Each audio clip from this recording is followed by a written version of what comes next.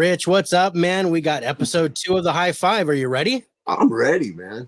Man, I missed you last week, but we're back this week. And who we got for our guest? We got Dell, man. I'm excited to talk to him. I haven't chatted with him face to face, but I've always chatted with him in the chats and stuff. So I'm excited. Oh man, me too, brother. We've been friends for a long time. I was just on his movie swap earlier this week, so I can't wait to get this rolling. Let's talk about his 5 movies. Are you ready? Yeah, I'm ready. Let's go. All right, let's roll.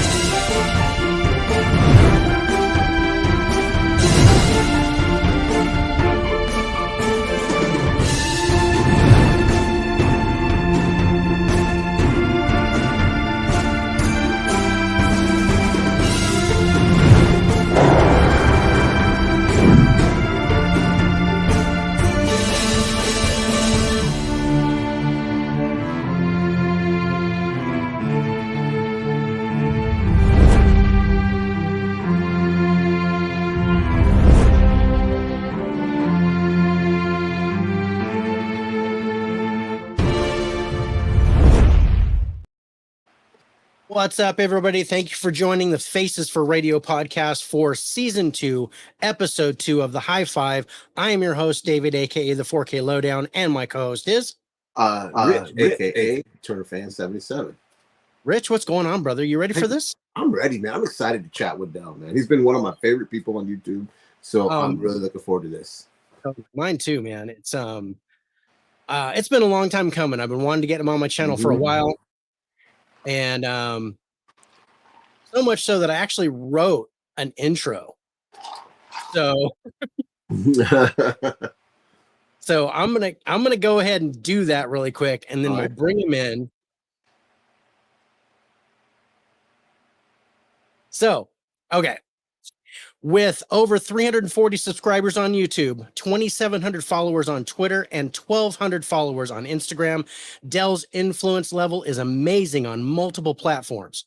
He's also extremely active, having posted over 112 videos and about 420 Instagram posts.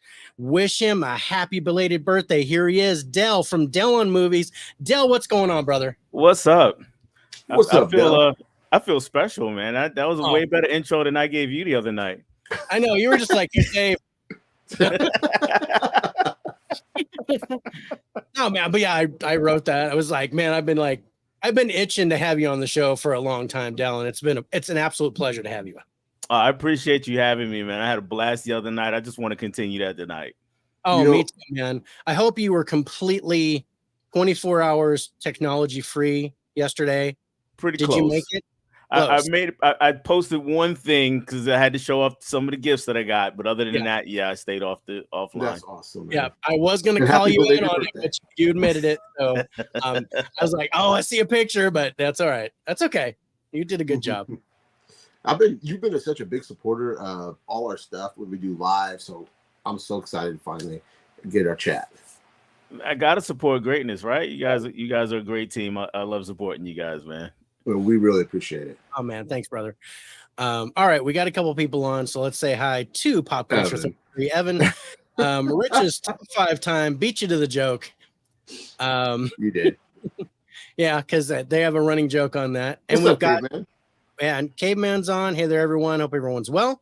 Please take out all your aggressions on that like button by Will Smithing it for one of the greatest YouTubers, Dell, and those other guys.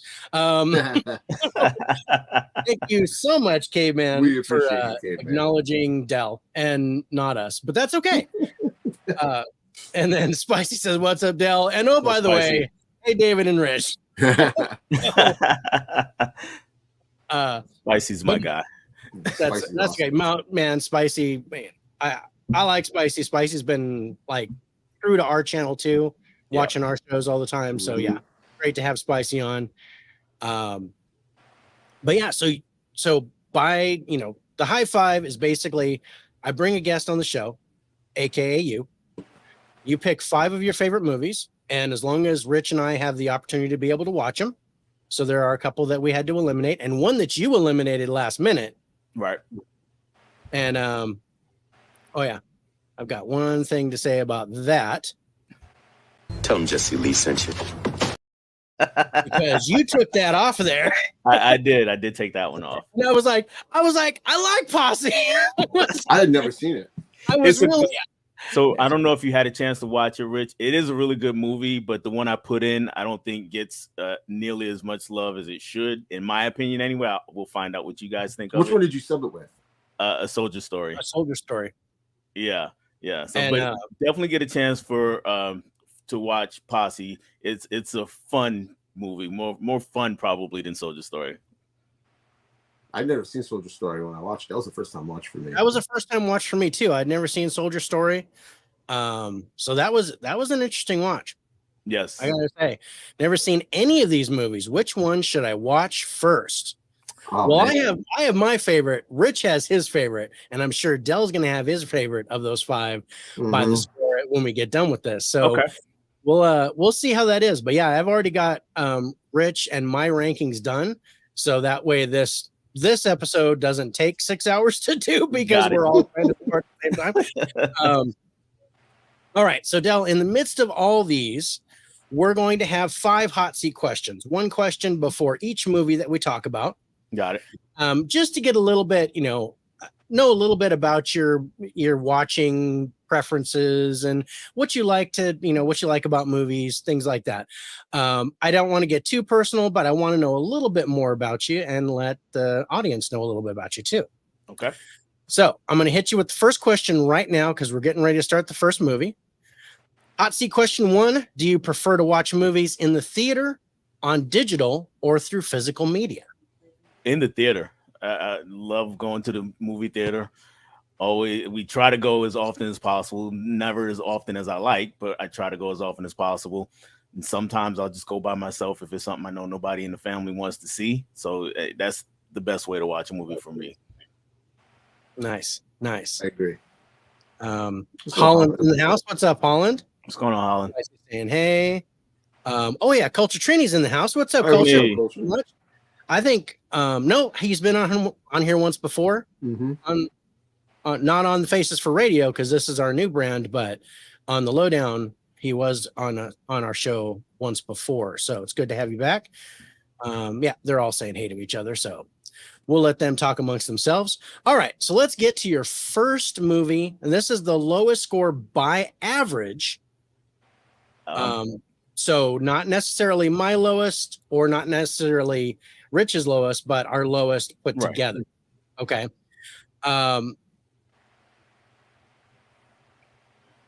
And all of a sudden I can't find the picture.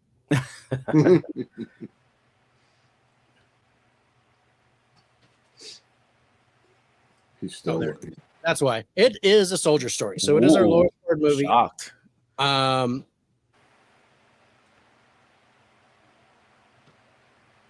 But it's a movie that begs the question, what kind of man is he? The kind of colored man that don't like lazy, shiftless Negroes. I like the story here. Okay. I did too. I think I'm gonna switch the input so we can see more of Dell. I'll just take this off. Sorta. That didn't work. No, that didn't work at all. So we're gonna go back to this because usually we have the picture in between and it's just Rich and I. So Gotcha. But this anyway, works. This works. So we'll just go like this. But we know it's a Soldier Story. It's from 1984. So and I think Rich was only 7 when this came out. So this was a you and I we were in high school already. Exactly. Yeah. And we were going, oh hey, but I'd never heard of this movie. And it was funny. I'm like halfway into it, and I'm like, "Is that Denzel? Yeah, is that Denzel?" I was like, "Holy crap!" And I was like, "I'm sitting there watching it." And I'm sorry, this movie is almost 40 years old, so spoilers are coming, you guys. Yeah. If you haven't seen it by now, we're going to give you as much as we can, so you guys can watch it for yourselves. I knew who the killer was right off the bat. I didn't.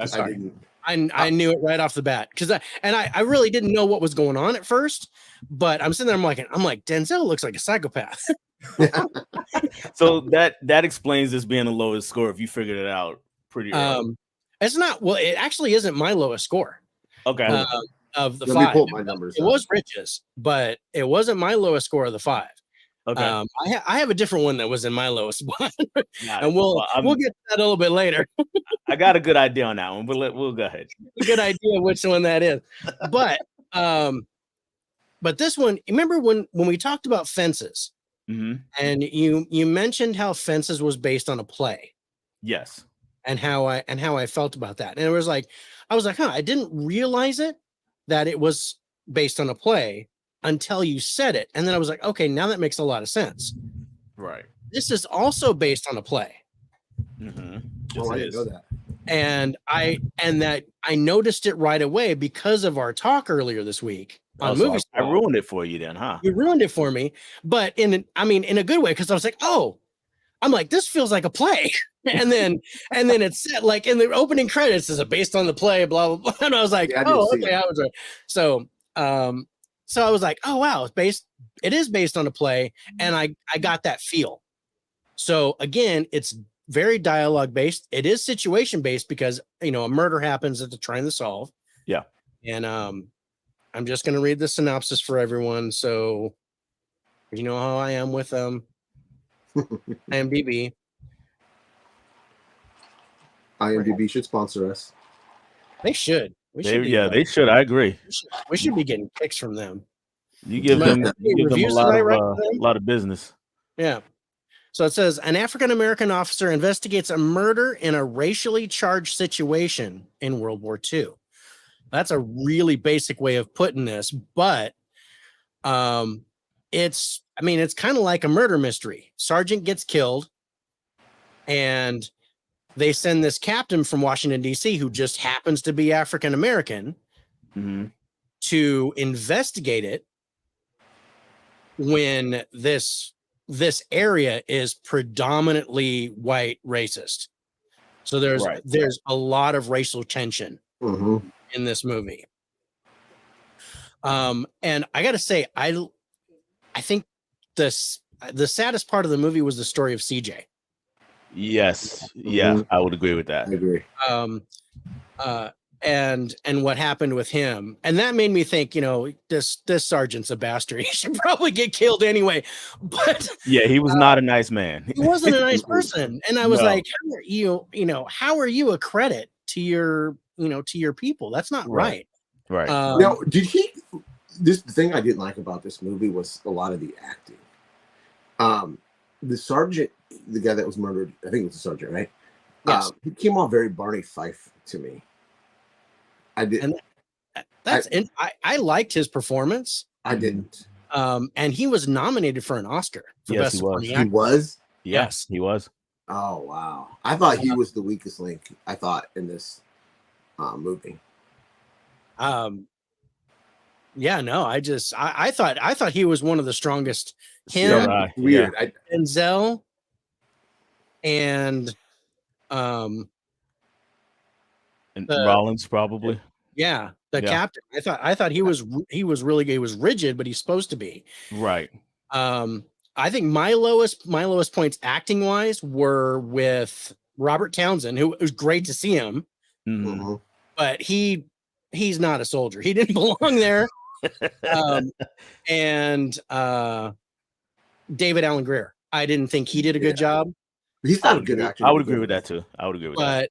So it made it kind of half and half. On the one hand, I was like, these guys did really good, and then there was these guys that just kind of phoned it in, like they were being forced to be the stereotypical African American. And on top of that, though, I would go back to Robert Townsend. He's not a soldier. David Alan Grier. They're comedy guys. They're through and through.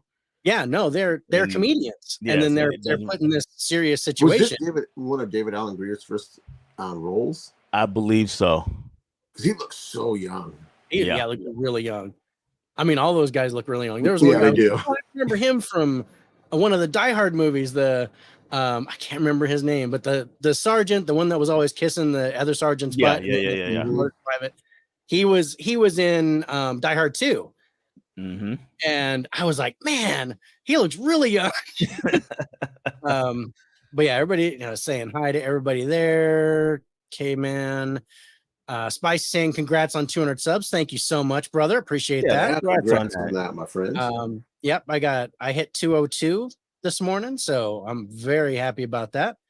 Yeah, he just repeated. That's awesome. I also loved the end scene. Okay, man, I did say incredible hosts. I was just teasing you, guy. Don't worry about it. If I'm not teasing you, that I don't like you. So just consider that a compliment. Anyway, so Rich, what was it that, I mean, you said the acting was tough for you. Yeah. What else did you have a problem with the movie? I mean, that's really it. It was the acting. It felt very 80s. But like it was definitely an 80s movie. Yeah, through and through. But I liked the story. It was like, I am not a black person, so I can't imagine. You sure? Well, I'm almost transparent, so yeah, I am the whitest Mexican you will ever meet. Yeah, I know more Spanish than he does. You do. You're darker than me. But I can't imagine what those soldiers went through. Like they didn't want them there, and then at the end, treated him like crap, and then they were supposed to just take it. Yeah, I can't imagine what that does to someone's psyche. You know what I mean? It's just like, because we're all God's children, man. We're all the same, no matter what our skin color is. And then when spoiler alert, at the end, when I loved it, when he gets into that Jeep, it's a Jeep, right? Yeah. And then he said, he puts his glasses on, you're going to be seeing a lot of me. I love that. That was my favorite. You're going to be seeing a lot of bars. Yeah. On these faces. You're going to be seeing a lot of this. This is going to happen. Yeah, I absolutely love that. I did favorite line of the whole movie. That. It was a great line, yes. That little smirk on his face. I did like that. All right, so Dell, we're going to get in to start scoring this. Now, the first category, there's 10 categories that we're going to score it by. The first category is the cast. Now, the cast, when you score it, it's on a scale of 1 to 10, but you're scoring it by recognition only. So if you recognize a person by name and face, they get 2 points. If you recognize a person just by the face, like, oh, I know that guy, he was in this, but I can't remember his name, then that's 1 point. And that's accumulative up to a maximum of 10. So I think you remember this cast pretty well. So yeah. How well do you remember this cast? If you can remember 5 people by name and face, then I think we're at a 10. But where do you think you're at there? Yeah, I think I'm at a 10. Because I mean, think so.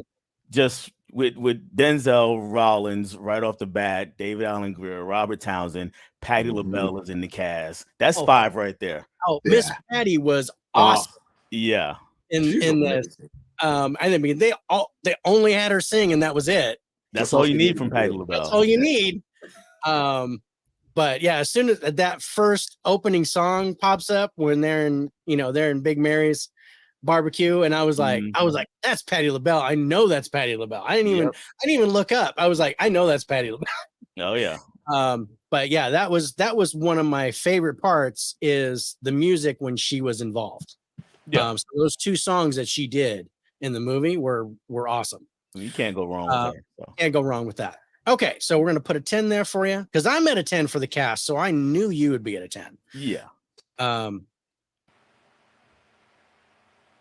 Find your scores. There we go. All right. So for acting is the second category. Now, the acting is a 1 to 10 based on how well you think they did as a whole, but also considering your score for the cast. So, so let's say, for example, we have a 10 for the cast here.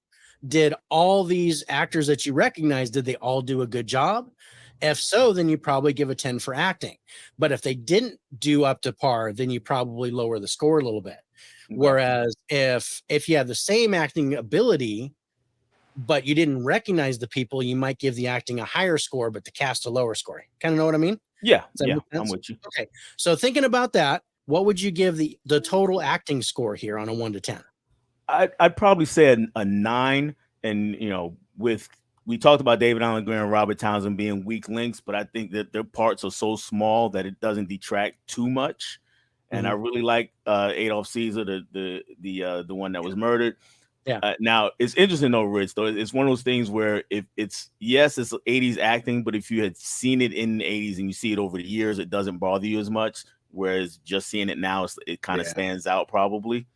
So yeah, and I've seen it quite a few times over the years. So I'd probably go with a 9. Okay. That's good. And I'm glad you picked this because I never heard of it. I love first time watches, and there were 3 first time watches in your group, which is awesome for me. Cool. And one that I really didn't want to watch, but I did. I had to do it. I did it. I swallowed it, but yeah, it was I threw up in my mouth a couple times, but we'll talk about that later. So the third category now is the plot, and the plot is basically the seed of the movie. So the way we do this is I read the plot from IMDb, and I'm going to read it again, judging by that plot and that plot alone, maybe the trailer if you've seen it, but not knowing who was in it, and not basically pretending that you haven't seen the movie before. Right. You're judging how likely on a scale of 1 to 10 would you be to watch this movie, based on just the basic subject matter, the basic synopsis of the movie. Okay. So to read it again, it says an African-American officer investigates a murder in a racially charged situation in World War II.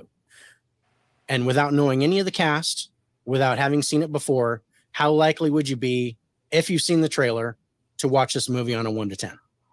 I'd probably, just going off of that, and I can't remember the trailer, but I would probably be at an 8. Okay. The basics of it sounds like intriguing to me, but it's not like, oh, I have to see it. Right. So I think 8's a good spot. Good spot. Good spot. K-Man says, did any of you get a chance to check out Cadence? No, I didn't. I didn't. He sent me a link for Cadence. I didn't get to check it out because I was busy watching the movies for this, Caveman. So I'm gonna give it a watch. It's definitely on the list. If somebody picks it for their Hi-5, and Caveman, what is it? Cadence is a military style movie. I'd have to check, kind of a military / prison thing. Lawrence Fishburne and Charlie Sheen stars in it. It's like late 80s, early 90s. But yeah, it was talked about when we did the movie swap, and I've seen it. I'd never even heard of it. Yeah, I've never seen it. Didn't hear of it until I've seen it. It was pretty good. I didn't love it, but it was pretty good. But Caveman mentioned it on Monday. Let's see. Never heard of it, Caveman. Yeah, a lot of people haven't. That's kind of a under the radar movie, but and sometimes those are the best. You guys doing Oppenheimer for next week's By the Numbers? Yes. Yeah, we are. Oppenheimer, and we're also doing Sound of Freedom. So, are you going full Barbenheimer and doing Barbie too? Oh heck no! Barbie's not. we drew the line at Barbie. No, he drew the line. I just stomped on it, and I was like, no, that's not happening. Even my wife's like, I am not watching that movie. And I was like, say maybe no more. When it hits streaming or physical, when Dave buys it, I don't know if I'm going to buy it. That might be what I'm doing. There's already a cool steel book. You'll buy it. Oh, if it's a steel book, I saw that today. Yeah, I saw that. Might buy it. Dang it. All right. So so we got an 8 for the plot. Spreadsheet. Nice. Okay, so now we're talking about the ending. So this is the fourth category of the first set. The ending is basically the end of the movie. Did you get the closure that you wanted? All the questions get answered. Did it, leave you wanting more? Did it finish the way it was supposed to? Things like that. So you're thinking on a scale of 1 to 10, how did you feel the ending was for this? I'll go with a 10. Okay. I'll go with a 10. I really, really did like the ending. I like the closure. It was a bit of a twist because, obviously it was leaning one way the whole time, and then it went the other way. And my first time watching it, I was really young. I saw it in theaters, actually, so I didn't figure it out. I was a dumb kid. But I watching it back over the years, I really do enjoy the ending, plus the part that Rich mentioned. Mm-hmm. I already said I was probably going to get it. And this is exactly why I like and it's at this point that I realized I had a problem. I need an intervention, you guys. Don't make me don't let me buy Barbie. Okay. So yeah, I kind of figured you'd put a 10 on that. And then yeah, the only thing for me was that I saw it coming. I saw it coming from a mile off. So I was like, oh, I already know who the killer is. I already know who did it. And it just kind of sprung there. It was like it was leading the other way, leading the other way, leading the other way, and then boom. Right. It was all of a sudden. Ta-da, that's why I scored it low. And that's why I did not score it as high as you did, but got it. I think it was still good. It just wasn't what I wanted. Yeah. Okay, so then that brings us to the next thing, and that is the story. So where the plot is the seed, the story is the forest. So this is where you're looking at beginning, middle, and end. Were there any draggy parts? Did you have any slowness? Again, were there any plot holes or other things with the story that gave you pause? And again, on a 1 to 10 scale, what do you think? Not for me. I didn't have any parts where it was draggy. I was into it all the way and right up to the ending. So I'll go with the 10 there. Okay.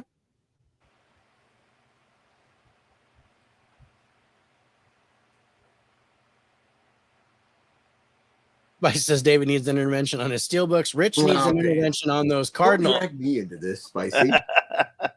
Don't drag me into this. I think just on baseball altogether. No. But okay. So that's the first half. The first half is kind of like it's almost, I try to be as objective as possible, but really this is kind of your feelings toward those categories. But now we're getting into kind of the technical stuff. Mm-hmm. And the first one is the script. So thinking about how it was written with, the way the acting's done, the way the story plays out, things like that. What did you think of the script on a scale of 1 to 10? I'll come back to a 9 on that. Okay. And because I agree with you, though, again, watching it as an adult, it does tip his hand a bit early.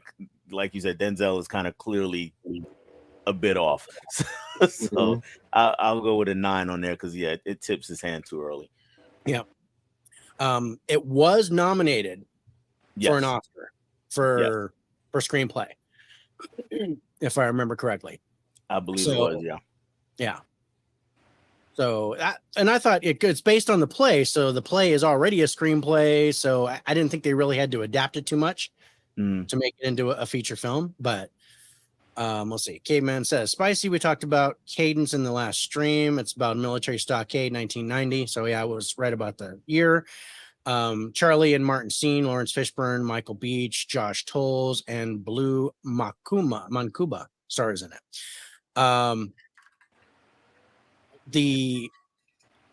Like I said, it was pretty good. I might give it like a high 6s, 6.5 to 7 would probably be right off the top of my head for Cadence. So, yeah,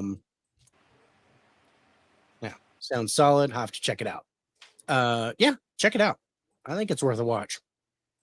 Okay, so the next thing is the visuals. And the visuals, this is cinematography, visual effects, things like that. Now in 1984, and because this is based on a play, there's not a whole lot of that happening. So unfortunately for me, this kind of hurt the score a little bit. Mm-hmm. But what did you think about that? Were there any standouts as far as the way the camera work was done, as far as any visual effects that you saw, like with the gunshots and things like that may sway you into a good score? I agree with it. This is a kind of a weak part of the movie. And I mean, I know the director. I'm familiar with Norman Jewison. He's done some good movies, but he's not what I would call an auteur. It's a lot of kind of just stock directing.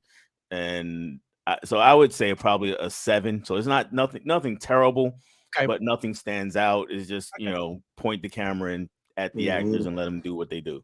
Yeah, it felt very general, just like. Yeah.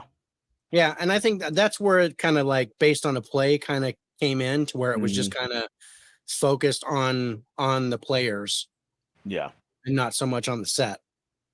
I did like how they did the smoke machines with the trucks and they were driving that around, and then the captain got stuck with the smoke all around him, and he kind of got scared a little bit. Yeah, I remember that. Yes, it made me wonder. I'm like, okay, is there a little PTSD going on, or was he just afraid because he couldn't see anybody? I thought that was interesting. Movie Hunter 2020 is in the house. What's going on, Movie Hunter?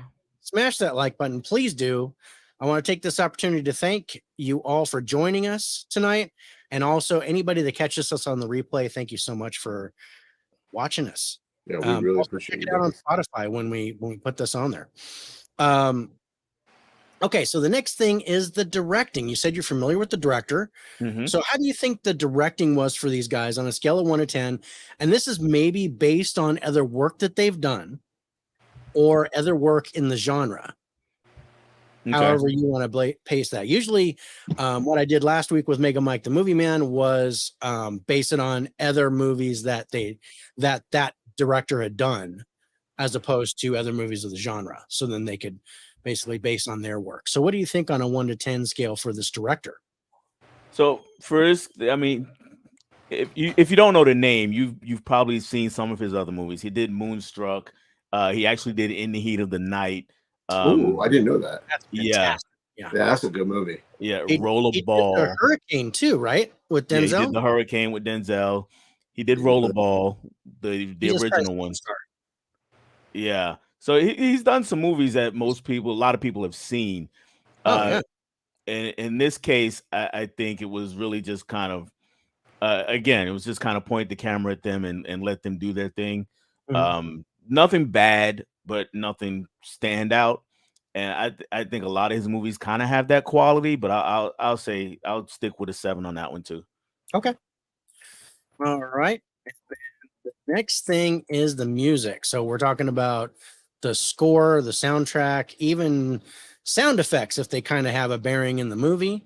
What did you think of the music in this movie on a 1 to 10? It's hard. I like the songs, but I didn't really like the score. Right. I felt the same way. There was that irritating score. Yeah. Right in the beginning, and then they did it again like somewhere in the middle. And I was just like, it was like nails on a chalkboard. I was gonna give it a really 2. Turned me off. And then you get Patti LaBelle. Right, exactly. So yeah, there was definitely a good and bad going on. Yeah. With that in mind, I'd go 8. Okay. She's a saving grace. Absolutely. As far as the music goes, absolutely. If it wasn't for her, she's good. Yeah. And I'll be honest, I actually like the songs that CJ was singing too. I liked him. I liked him in general. Yeah. As his singing didn't impress me, but I liked him in general. He was playing the guitar, great at baseball. Right. But yeah, I just didn't, I didn't like the way he was treated. If it was, and then here's a question that I have for you, Dell. And I know this may seem obvious, but it's the title of it is A Soldier's Story. Which soldier do you think this story was about? That is a very good question. The story that we get the most of is actually the one who was killed. The sergeant. The sergeant, yes. Yeah. Which I'm sorry, Adolf Caesar, that's got to be one of the worst names.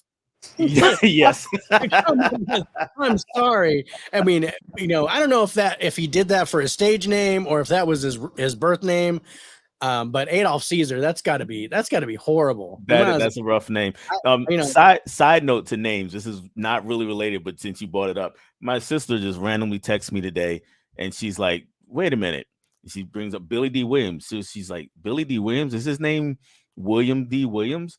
So I go to Google, and sure enough, it's not just William Williams, but the D we found out today stands for December, and he's a junior. So William December Williams Jr. Exactly. I know. I went to junior high with a kid named Harry Butts. So what? That poor kid. That poor kid. I yelled at his dad. I'm like, "Did you hate your son? What? Yeah. Why would you name your son Harry?" He goes, "I thought it was funny at the time." I says, "Do you realize what this boy was he 12 when he had him? I don't know, but he was 12 when I met him, and boy, did that he got picked on. Wow. It was bad. Your question, Dave, I think it's about every one of those soldiers. Mm-hmm. I agree with that, and that was like at first I'm thinking, oh, it's about the sergeant, who got killed, and then I'm like, wait a minute, maybe it's about the captain. It's about all of them, but the one we get the most of is the sergeant. But I agree with Rich, though. It's really. I mean, yeah, the point is, the sergeant died, and he's trying to figure out who did it. But you've got stories you got CJ's story, and you've got the sergeant's story, you've got the captain's story, you've got the colonel's story, with his issues. You've got Wings Hauser, who I thought did a really good job in his role, even though it was really small. Yes. As the lieutenant that kind of beat him up, but he had a little story to tell too. Yeah. So that was interesting. It just kind of dawned on me when I got to the end of that movie. I was like, wow, who's the soldier that the story was about? What is this? And I agree with you, Rich. I think it's multiple, but the main point is, of course, the sergeant, but it's all the stories that are important. They all kind of come together and they work well in this movie. That's my favorite part is the way the stories are done. Yeah. All right. The last category, Dell, is the wild card, and that is based on the genre. So I have this firmly set in the drama section. Mm-hmm. So as a drama on a scale of 1 to 10, what would you give this? I would go with the 10 because, like I said, I'm riveted right from the beginning, and it's really the performances between the sergeant Adolf Caesar and Rollins and Denzel and the other captain, the white captain. Those core performances really kind of carry me through the movie. So I'm at a 10 with that. Nice. All right. Well, let me do some math here. So final scores, and I got a frog in my throat for some reason. Final scores on A Soldier Story from 1984. Rich, you gave this a 59 on a scale of 1 to 100, or excuse me, 10 to 100. I gave this a 70. Dell, your score is an 88. That's a good score, Dell.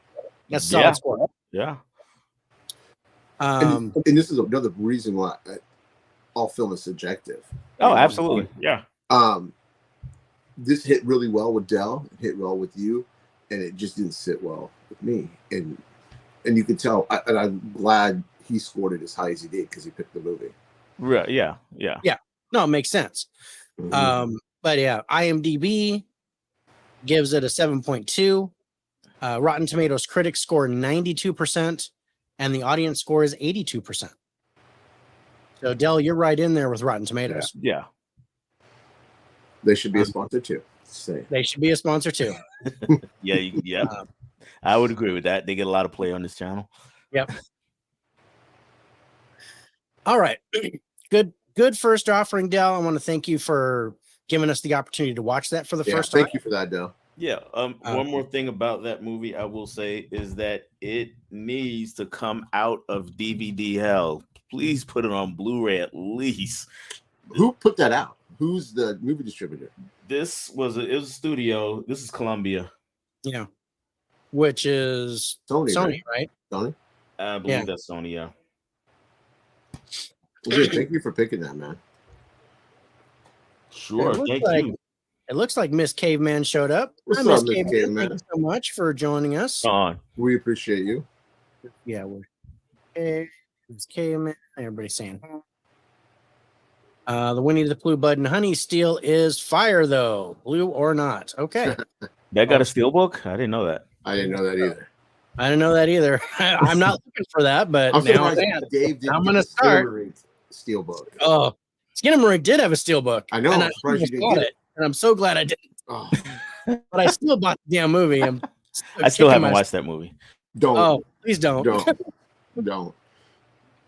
I wouldn't even call it a movie. I just wouldn't. It's just like a camera looking at dark. In the floor. I consider myself a very understanding person, but I do not understand that movie. Yeah. Okay. Yeah, man, yeah. Oh, 4K D-Ray's on. What's up, Hey, what's D-Ray? up, 4K? What's going on, D-Ray? For joining us. 2 in a row, man. That I've seen him. Yeah, I loved your guys' stream earlier this week, D-Ray. And I'm sorry that we had to do our stream, so I missed the end of yours, but that was great. Yeah, it was a great stream. I was watching that also. It was, I need to had a lot of fun with that. Yeah. So glad you didn't give in to Brad's hazing about your name.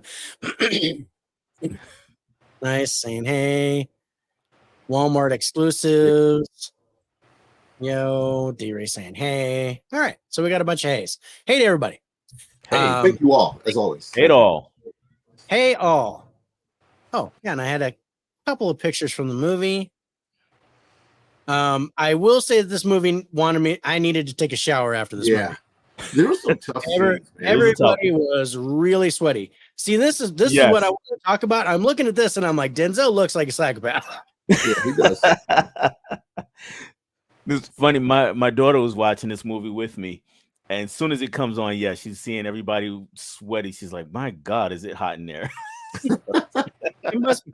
I mean, it was really funny because the other captain, the one that was doing the investigation with him, he was not sweaty. He was not visibly sweaty, except a couple times where you saw some pit stains going on, and but I think that's on purpose. Never any sweat coming from here, and I was like, I'm not buying that at all. I think that's an artistic choice on purpose, though. I think so too, but I don't know where they were at, but I'm sure, I don't know if it was Mississippi, because I know CJ and David Allen Greer's character were from Mississippi, but they were, and the sergeant had a thing for guys from the southern states where he didn't like them. I don't know. I'm not so sure it was a bad thing that he got killed. I'm just gonna say. Oh yeah, I don't think he wasn't a good person. He was not a good person. I'm questioning his motives. I understand why he was doing what he was doing. It doesn't mean it was right. No, he was one of those, I'm gonna build him up with tough love kind of guys, and in the case of the Southern guys, he looked at them as backwards and slow and a discredit to the race. Yeah, whereas that was the thing. So he wanted to get rid of them. Tough to watch. Yeah, that was tough to watch. And then he was like, I did it in this state. I took 2 people, put them in jail for no reason. I took 3 people in this state. I took another guy in this state. And I'm thinking, oh, you bastard. Oh yeah. So a bullet. That bullet was one he pretty much deserved. I think he needed one of those, but there was a line that Denzel said about that. I was like, what kind of person are you? With more colorful terms. And he just turned around and it was like he was shocked. Like, how dare you talk to me like that? And I'm like, I gotta agree. I'm like, you're like throwing your own guys under the bus. That is not cool. Yeah. But yeah, all right. So let's talk about our 4th highest movie in our countdown tonight from the 5 that you gave us, and that is Wiz. This is what I was expecting in the bottom spot, to be honest. It was definitely in my bottom spot. It wasn't mine. I'm kind of glad I'm covered right now because okay, I'm gonna tell you right now. This what saved this movie was Michael Jackson. I will not apologize. I love Michael Jackson. I love from the Jackson 5 all the way up to This Is It. So I love seeing him on screen again. Nothing wrong with that. I mean, Mike is amazing. Yeah. He's always amazing. His voice, just when he started singing, I was like, yeah, you got me. Thank you. And good luck. No, I just can't. I mean, you knew this was going to happen, Dell. It's good. I mean, it was nominated for 4 Oscars in 1978. Yes. I did not expect that. Most of it was costume and set design and stuff like that. but also like best original song or original score or something like that. Something to do with music, which I absolutely expected, and that is probably the best part of this movie. Yeah, is you get Diana Ross, you got Michael Jackson. I don't know why, but you got Nipsey Russell, and and there's singing and there's dancing and there's me thrown up behind the couch. But I got through it. It definitely has its good points, but it is that was the Tin Man, Spicy. that was the Scarecrow. Thank you. And good luck. That's Michael. That's what he's talking about. That was Michael. You didn't put a picture of Nipsey Russell was the Tin Man, and I thought that no. Okay, I never mind. I you know what's happening, guys? I'm simultaneously looking at my Letterboxd, and Nipsey Russell's on that. Sorry. Okay. All right. So yeah, I gave this a good score. I don't know what to do. I'm like, I really I know I didn't like this when I first saw it. And I mean, it was 1978, so I was 8 years old. Right. And I didn't like it when I first saw it. And I still don't like it. Even less now. I can appreciate it for what they did. Mm-hmm. But I'll tell you this, the original Wizard of Oz, I absolutely hate that movie. Mm-hmm. I can't, no way. If somebody put that in their Hi-5, I would just pretend like I watched it. But you watched this? I did. I watched it. That's funny. I'm glad. I appreciate you watching it. I'm gonna do this for Dell. I'm gonna, What did we get to Harrison's, Dell? Oof. Oh, I'm so dreading to do Harrison's. Harrison's is next week, and I'm just like, I haven't touched his 5 yet. But he's got. Okay, I'm sure to be around for that. Gone with the Wind. He decided to pick his favorite movie from each decade. Oh. From 1920 to 1960. Oh yeah. See, and I'm just going to tell you, he ends with The Sound of Music. Oh my God. Yeah. And he did it on purpose. And I'm just like, the hills are not alive. I am not. Yeah. The hills are dead. I'm gonna. I've got to hope that I had to work that night, but no, I don't. It's like, yeah, no, he's gonna do it. He's gonna be like, dang it, I have to watch these movies. Yeah. It was like Dell at Shaw Scope Volume 2 looks perfect on the shelf. Right? Oh, yeah, right there. Those are awesome. I have a question about that when we get to one of these movies. All right. Well, I know which one. Okay. Yeah, obviously. Yeah. I know which one. All right. So let's get into The Wiz. Spicy, what's your Instagram? I'll let you guys do that. Okay, so let's talk about cast. Again, by recognition. What do you think on a scale of 1 to 10? Do you think Yeah, I'm at a 10. I mean, Diana, Michael Jackson, Nipsey Russell, that's 3 right off the bat. Then Lena Horne shows up, Richard Pryor shows up, that's 5. Oh, I loved it. Pryor as the Wiz? I'm like, come on. I loved it. And the other one I really, really know from the cast is Mabel King and Dave. Rich might not know who that is, but Dave, from What's Happening. She was the mom from What's Happening. Yeah. I used to watch What's Happening. Oh, okay, Yeah, but he was still crapping in his diaper back then. Yeah, reruns. Reruns. Okay, he was watching reruns. Yeah, that makes sense. That makes sense. The Wiz is better than the Wizard of Oz. I agree with that. I agree. But for me, it's Wizard of Oz and Wiz. But but nothing's. There's maybe 4 musicals that I've liked in my life, so that I've ever seen. So and 5 that I've actually sat all the way through.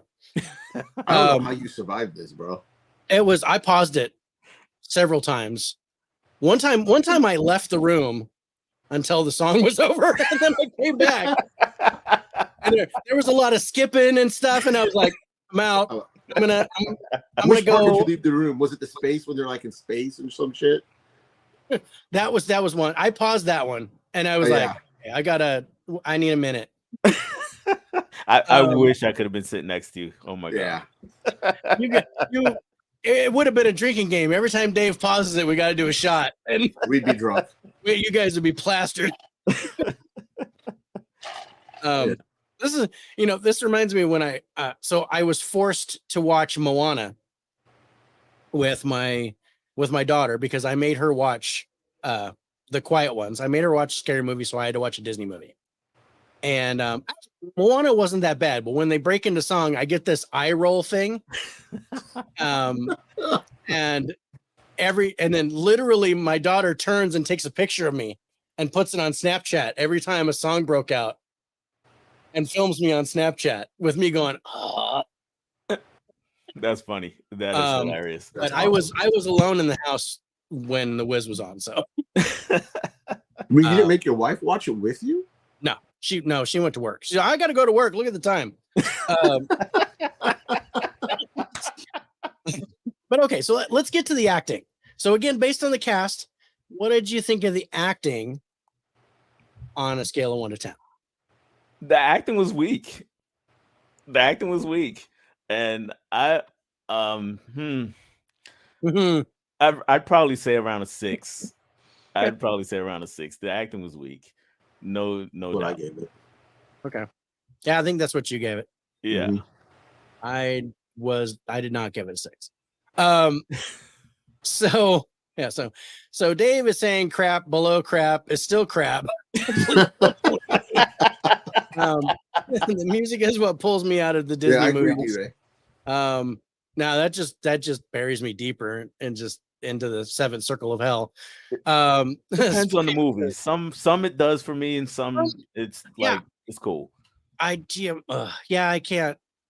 I don't know when you sing the dialogue, I have a really big problem with it, and it's just my own personal feelings. It's like, and I've talked to this with Rich so that to try to get him not to recommend stuff that he knows I'm not going to like.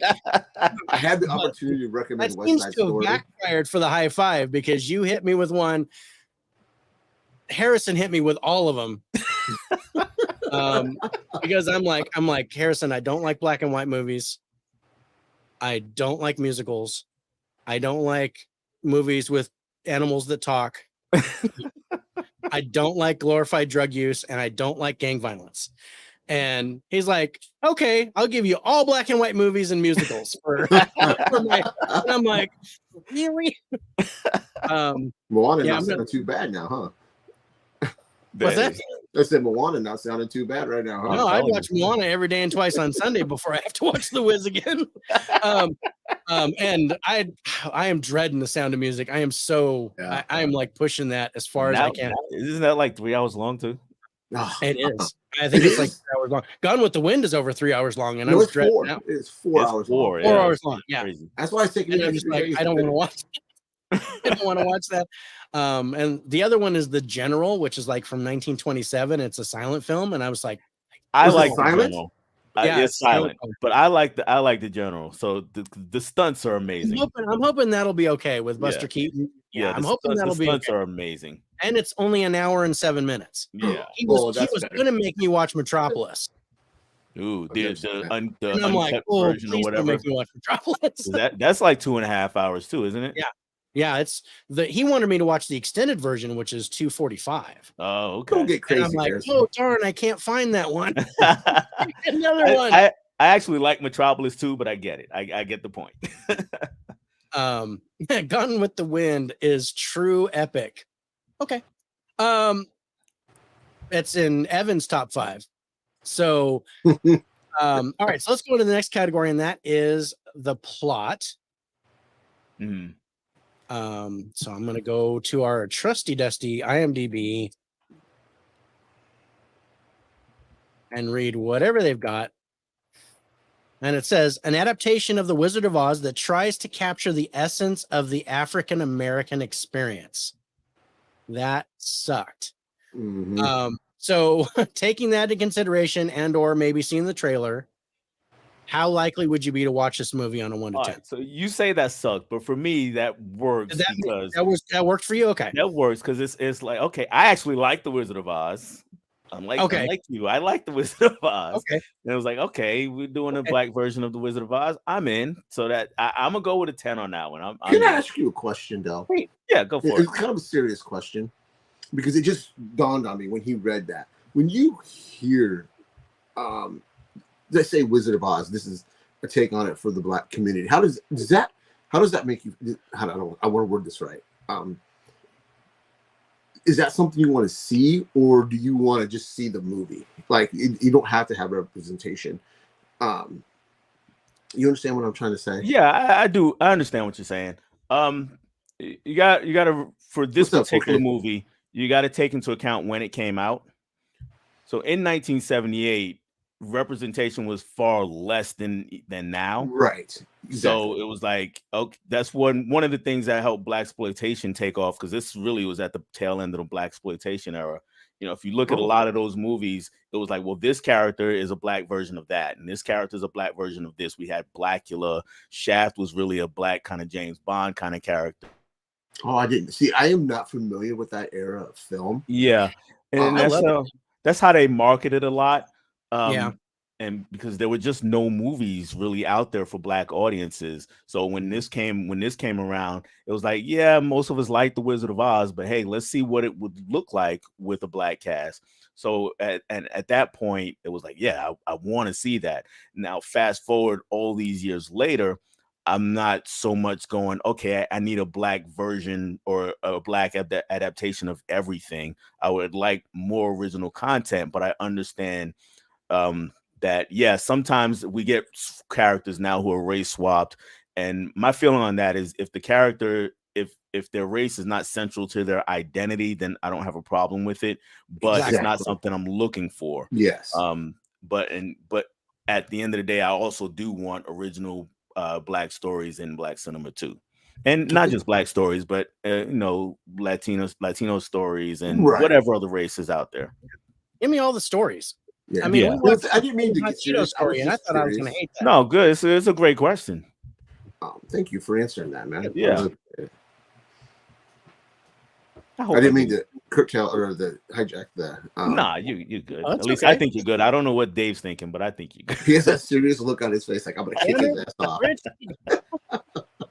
off. I'm serious because I'm looking at the next category, which is the ending. So what did you think of the ending of The Wiz on a 1 to 10? I think it was I think they were trying to do too much, and instead of sticking closely to the Wizard of Oz, they kind of tried to add some more things into it, and I thought that kind of dragged it down a bit. I didn't hate the ending. It was fine, but I would say just fine is it. Just 7. Okay. That's what I gave it. That's what we gave it. Yeah. Yeah. I gave it a bonus point because it was over, but so I had a 6 and then I added 1. I was like, yes, thank goodness. But no, not really. I gave it a 7. I thought they were trying to do too much with it, with the ending. I thought if they stuck a little bit closer to the original Wizard of Oz, I think it would have been better. But it was all right. Yeah, it was solid. Okay, so the story itself, how did it compare to the original Wizard of Oz? What did you think of the story for The Wiz on a 1 to 10? Comparing it to the Wizard of Oz, I think it's kind of hard to separate, for me anyway, in this case, story and execution of the story, because I think obviously the story is pretty much the same, but I don't think the execution works as well, and I'll talk about that when we get to another category as far as the story goes. But I would say I would probably go I'd probably go a 6 because I'm not watching it for that story.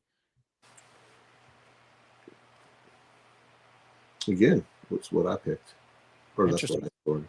I was actually one of my high points. I went 8 for the story. Oh wow! I wouldn't Because expect of that. the changes from the original Wizard of Oz, which I hate. Mhm. So I liked the different adaptation, and I thought that was actually one of my favorite parts was the changes that they did. Again, I thought they embellished a little bit too much, and they did a little bit too much here and there. But I liked until they broke into song. I liked their adaptation of the story. So Gotcha. yeah, I actually gave that one of my higher scores. So the Wiz impact on Broadway and musical theater is very important. Yes, Oh, it was another nice. stage play. Yes. Speaking of which, Dell, did you watch the Queen Latifah one? Yeah, I Unplugged? did. I did. And Yeah. it was cute. I liked it. It was fun. I like the way you said that. That's all right. That was funny. Is the What do you guys 14th think, revival? Is he new? think of the sequel, Return to Oz? I've never seen that. I haven't seen that either. I mean, Sorry, obviously, I haven't. I'm like, really? There's a sequel? I don't want no. I did see Oz the Great and Powerful, the one with the one with James Franco. thank you, James Franco. I did see that one. And I actually liked that one. I thought that was pretty solid. I like that. There wasn't a whole lot of singing in that. Yeah. So okay, so let's go to the technical aspects. We're going to take a look at the script. What did you think of the script on a 1 to 10? Script, I'd say I'd go 7. I'd go a little bit better than the story itself because I mean it's there, and some of the changes they made were cool, and I think the acting kind of failed it a little bit with the story, in particular with Diana Ross because she's actually good in other movies. For one, she just could never get over the hump of being just too old to play Dorothy. So Yeah, and that kind of hurt the script, even though the story is there. So, but I'd go 7. yeah, no, I agree with that. They tried to make her look as young as possible. Yeah, I was talking with my wife, and in the movie they say she's 24. In real life, she was 34, and she actually looked older. She did. 34. She did. But I'm going to say this. Don't judge me. I still think she was beautiful. No, I'm not saying she wasn't beautiful, but she was clearly not 24. Right. That's the thing. I've always thought Diana Ross was pretty. Yeah.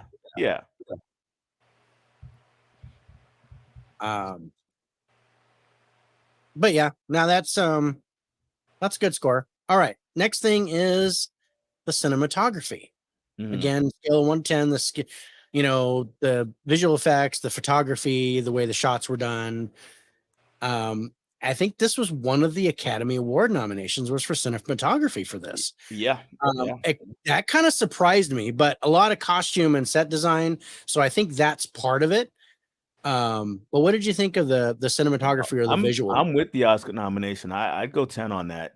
I thought visually it's pretty amazing to look at. It's so much happening, and Lumet and whoever his cinematographer was, they know how to frame a movie and get great shots out of it also, especially when they're coming over the bridge with the yellow brick road and some of the other shots that happen throughout the movie. Yeah, I really enjoyed that part of it. Okay, nice. All right, next thing is the direction. So what did you think of the director, how the director did for this on a scale of 1 to 10? Now, it's not on the same level as some of his best movies because he's an all-time great director. But I will say 9 because he directed the hell out of this as much as he got every ounce of whatever he could out of this movie. He made it. He just wasn't afraid to try anything with this movie or let it slide by because it feels like people said, "Hey, why don't we do this?" And he was like, "What the hell? Let's do it." Because one thing I was noticing watching this movie, it always strikes me because I always forget, is that just how weird it is. It's a weird movie, and he let it be. He was like, "We're gonna just roll with it, and whatever happens, happens. We're gonna get it, make it look the best as it possibly can be." And that's it. Yeah. So yeah, I go 9 with that one. Okay. And then the next thing is the music. Evan says, "Why would we judge you, Rich, for saying someone?" That's something I always say. I always say, "Don't judge me." It's like I say this. That's a saying I always say. Yeah. Don't judge me. It's okay. It's a fat kid thing. When you grow up fat, it's just don't judge me. That's just a natural. It's a coping mechanism, right? It's like Mm-hmm. because I do the same thing. That and humor. It's a coping mechanism for my anxiety. Of us. Yeah. All right. Let's see. What does it say? The Tin Man mini series was pretty great. Not a musical. I don't know what that is. I didn't know what that was either. I saw part of it. I don't think I saw the whole thing. I think I saw it on Sci-Fi Channel, and I could be wrong about that. But I saw it on TV. So is it something recent then? That was 5-6 years ago, maybe. Oh wow. I have to see. I have no idea what that is. But yeah, I gave the direction a little bit of a lower score because just the other body of work that he's done, because he did like crazy. Yeah, and 12 Angry Men and Before the Devil Knows You're Dead, and I was just like, holy crap, this guy's done some bangers. Never seen any of those. Oh, dude, you gotta see at least a few of those. You gotta see. I mean, I just recently bought the Criterion of 12 Angry Men and watched that, and it's just phenomenal. And you remember when we talked about Women Talking, how good that one was? Yeah. That's 12 Angry Men is almost like that. Really? I think I have to watch that for Harrison's in August, I think. And it's interesting cinematography in that, because most of the movies in one room, but it's still great cinematography. It's really well done. Just the position of the men in the movie. I think Before the Devil Knows You're Dead is the one Rich might like the best, because it's the most recent one. Philip Seymour Hoffman is great. And you get to see lots and lots of Marissa Tomei. Oh. Yeah. Oh, like you meet Cece. Yeah. Oh, okay. Yeah. I will judge you now, Rich. I know you thought I was before. But yeah. I'll say those other movies are why I didn't give it a 10, but I can see the effort that he's putting into this when he's not just phoning it in. Yeah. No, I can see that. Okay, so the last thing before the wild card is the music. How would you rate the music on a 1 to 10? I'm personally at a 10. I was gonna say I grew up on this movie. I grew up on these songs, and this is why I watched the movie. I know that it's weak in all those other areas. It's not one of the best movies ever made, but this is why I watched the movie. These are songs that I've known since I saw the movie when I was 7. So. And they're sticking with me. So once they come on, they're playing in my head and I'm bopping along. I'm not pausing it and leaving the room. I'm sticking in there. I'm sorry. Once Michael started singing, I was hooked. There was just I could watch him sing every day. Oh yeah. So for genre, I know this is a musical. I have musical as the type of movie. I have this labeled in the genre of fantasy. Okay. So as a fantasy musical, how would you rate this on a 1 to 10? As a fantasy musical, comparing it to others, the 3 maybe that I've seen. What do we have? Wizard of Oz and what else? Jeez, I don't know. I guess I go 9. Just going with there. I'd go 9 with that.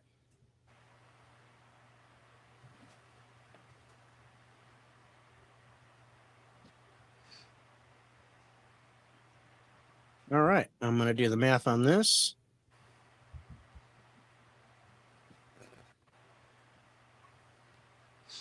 I will say this though, for the music, I will acknowledge, Dave, that the musical numbers did drag out a little long.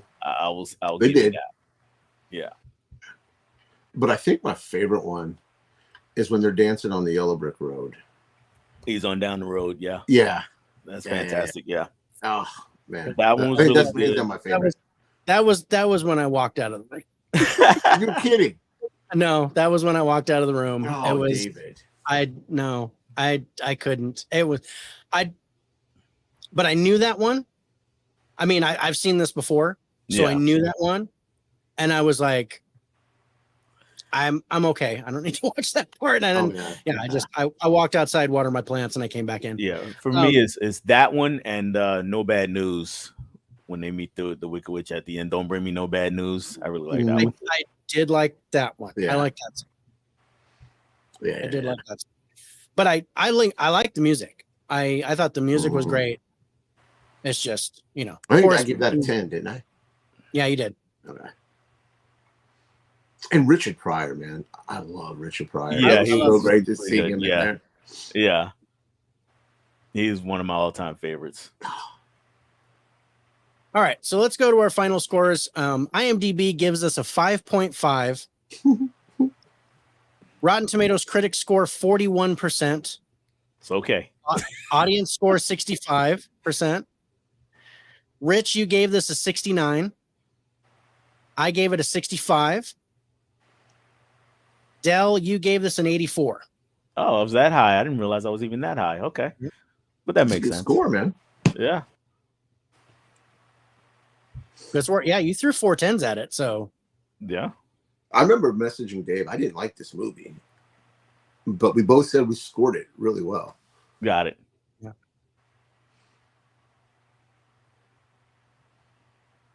Zoe Deschanel. Wow. Oh wow. Richard Dreyfuss. Yes. 2 parts. Oh, it's on YouTube right now. Okay. I'm pretty sure I saw it on Sci-Fi Channel. Okay, there's that name again, Blue Man Kuma. Who is that? I don't know who that is. I have no idea who that is, and I've seen him now twice because isn't he in Cadence? Yeah. Is he the guy that was? When I see that name, I think of the guy that's in Guardians of the Galaxy that says. I reckon I know that face. I don't know who he is. He was in 2012. I've seen that. Yeah. I don't think he had a very big role in that, though. I didn't care for it, so I don't remember anything about it. Upside Down, Final Cut. He's got 202 movies under his belt. Wow. Jeez. So I've seen him somewhere for sure. He's been in a lot of series. He's been in a lot of TV series, is what I'm seeing. Looking at his body of work here. Try to get to like some older movies. Yeah, he was in X-Men Evolution. Oh, as the Hangman in the cartoon. Okay. Yeah, I've seen a lot of TV series that he was in. Okay, I'm looking at his face on my Letterboxd. Yeah. Okay. Yeah, okay. He looks familiar. I can't place something where he actually was the main guy. Yeah, I don't think I've ever seen him, at least nothing that I've seen. He's just one of those, you see him, oh, there's that guy again. Yeah. Yeah, there's this one guy who I see in all the Steven Seagal movies. And you watch Steven Seagal movies? Of course I do. The old ones. The old one. The old ones when he was decent. Well, Dave is doing that. I have a question for you, Dell. I posed it Tuesday on By the Numbers. Now, Mission Impossible just came out and it's doing well at the theaters. Now, do you think Tom Cruise is the last major Hollywood megastar? He might be. He's not the last box office draw, because we talked about Denzel. He's a box office draw, but his movies are not making $1 billion. See, when I say I'm gonna go back to Geeks and Flicks a couple nights ago. I was on there and somebody brought up Denzel. He's an actor. Yeah.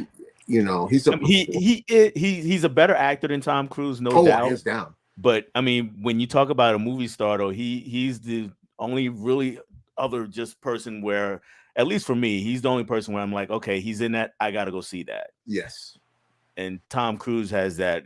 It's like, okay, he's done this, I've got to see that. But I think it's only for big action movies, though. I don't think if he did a drama tomorrow, many people are really gonna go. But do you think it is his I won't say the craziness around him, but the mystique around Tom Cruise that helps draw the people into the theaters?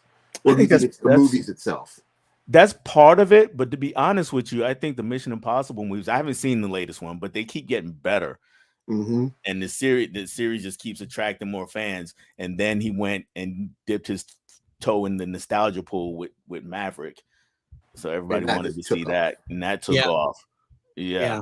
Because if you look over the last 10, 15 years, he's done some other movies, but none of them really took off other than Maverick and Mission Impossible. I mean, he's had, some minor hits or some small parts in something like Tropic Thunder or something like that, but nothing where people are like, oh, that Tom Cruise movie, that's so great, other than the Mission Impossible movies. And what did you think of Vanilla Sky? I haven't seen Vanilla Sky. I need to see it. Oh, really? Yeah. Oh, man, definitely check that out. Yeah, I keep saying I'm going to, so I'm going to do it sooner. Dave, look at his face. Is like, no. We all got to go to hell someday. Not a fan? Nah, no, I'm not. I mean, I gave it a good score, but yeah, I don't want to watch that movie again. Did I make you watch it not too long ago? You did make me watch it not too long ago when we did our. Was it in the Sesame Street finale, or yeah, I think it was, or was it the V's? We did the V's separate. Oh, then it had to. I think you made me do Vanilla Sky in that. Yeah. But yeah, oof. See, there's two actors that we always try to put in our countdowns, no matter what the countdown is. It's Tom Cruise for me and Denzel for him. Yes, those two. It was Tom Hanks until he did Pinocchio on Disney, and then I'm like, we were like, he's out. He's number 2. Denzel's back to being number 1. Yeah. But gave you the right to judge. Tom Hanks is an interesting case, though. He's another guy where a lot of people go to movies just to see Tom Hanks. He's a pretty good draw. He's a good draw too. But he's not an action movie star. His movies won't make $1 billion. Right. But if you see a movie and it's got Tom Hanks, you're like, oh, yeah, I'll go see that. Yeah, I'll check that out. Yeah. All right, so we're gonna get to our third movie on the list.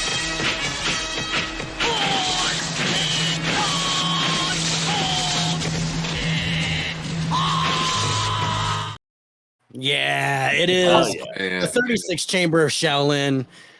I'm going to tell you, I was not looking forward to watching it. I kept putting it off. I don't want to watch this.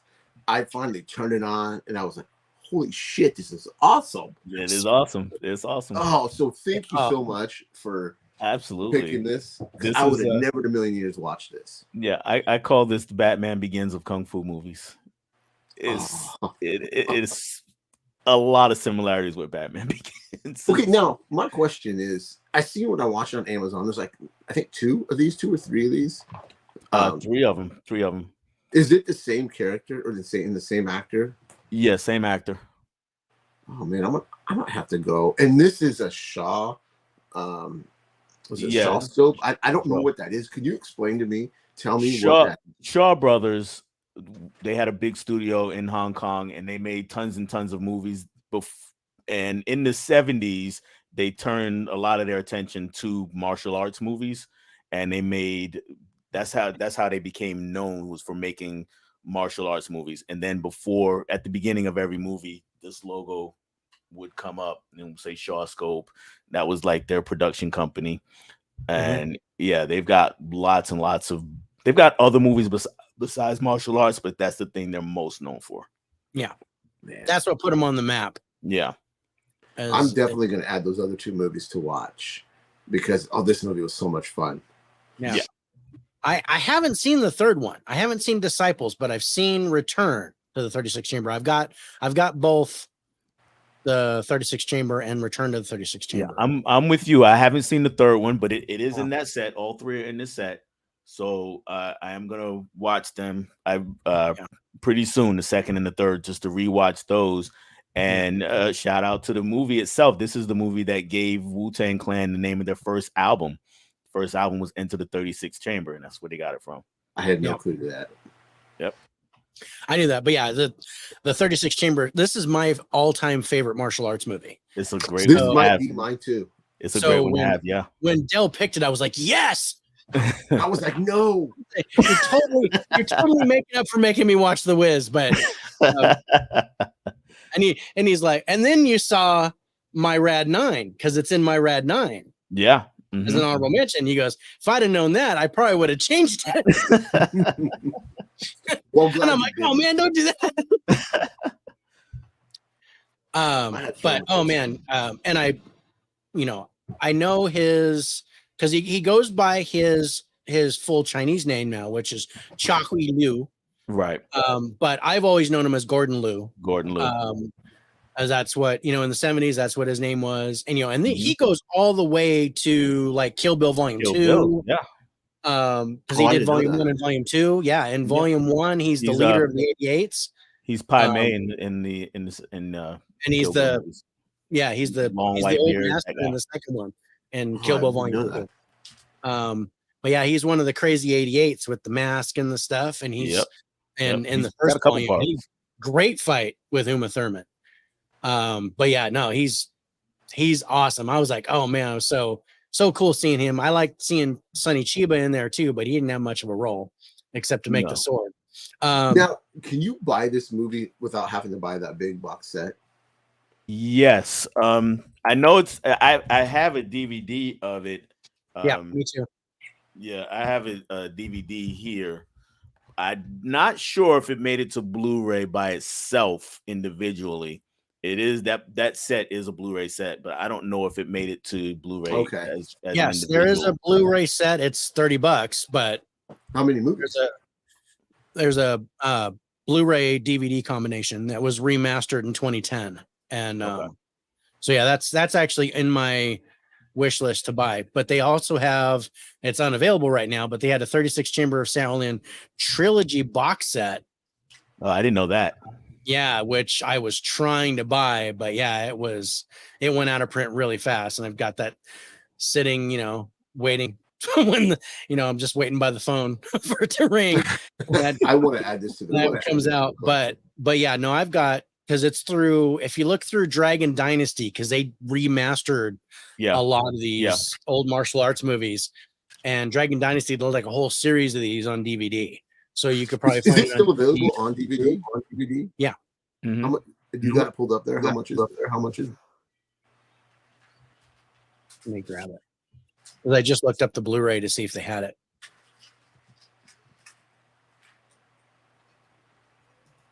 In price is the Blu-ray, it's $30. Oh wow. It's been out of print for years and years. That's I didn't know that. Yeah. This is like opening my eyes. This is so much fun to watch. Yeah, I'm waiting for 88 Films to remaster this, because they've done a lot of the old Jackie Chan stuff and Michelle Yeoh stuff. I'm waiting for them to maybe spit one of these out, and I'd be tickled if they did, because they did. Arrow did 8 Diagram Pole Fighter, which is also really good. Yeah. And I didn't get a chance to buy that, but I would be. That is the same actor. That is the same actor, by the way. Yeah, that's Gordon Liu. Yeah. Yep. I can watch my Russell Crowe movie. I can too. Evan. TC is probably my favorite actor. Problem is, I do not like movies he does. I just wish someone else starring in them. Okay. All right. Dragon Dynasty did put out a single Blu-ray release as well. Okay. Yes, that's the one I was talking about. Movie Hunter was the Blu-ray release. And that one's still available, but yeah, it's $30. So, but it is on Prime right now, if I'm not mistaken. Is that where so yeah, it's on Prime right now. So if you guys get a chance to watch this, and if you haven't seen 36 Chamber of Shaolin, please do so. Oh God, do it. I love the story behind this, and yeah, it's just awesome. Okay, well let's get to the talks about this. Now, this is an interesting point for cast, because with cast we have basically an automatic one if it's a foreign movie. Okay. Or if it's a movie that came out before you were born. Rich was a year old, so he kind of qualifies for that. But so you get an automatic 4 because this is a foreign film. Mm-hmm. Because generally you don't know a lot of the Asian stars. Right. But and then from there you tack on points for the people that you know. Okay. say Gordon Liu or whoever else in the movie that you might recognize. So where do you think you might be on a scale of 1 to 10 there for cast? So of course Gordon Liu would give me 2 more, and then the instructor that he had the fights with, the sparring, that guy, I don't know him by name, I know him by face. Yeah. So and then the main Shaolin monk, so I that would make it 8. Yeah, that would make it 8. Okay. All right, nice. Okay, what did you think of the acting here on a 1 to 10? I'd probably go 8 as well on the acting. Okay. Yeah, I'd go 8 as well, because Gordon Liu is always great. And again, with the instructor that he was fighting, I thought he was really good. Some of the bad guys were kind of weak. Yeah. So I'd stick with 8. Yeah. Okay. All right. Good score.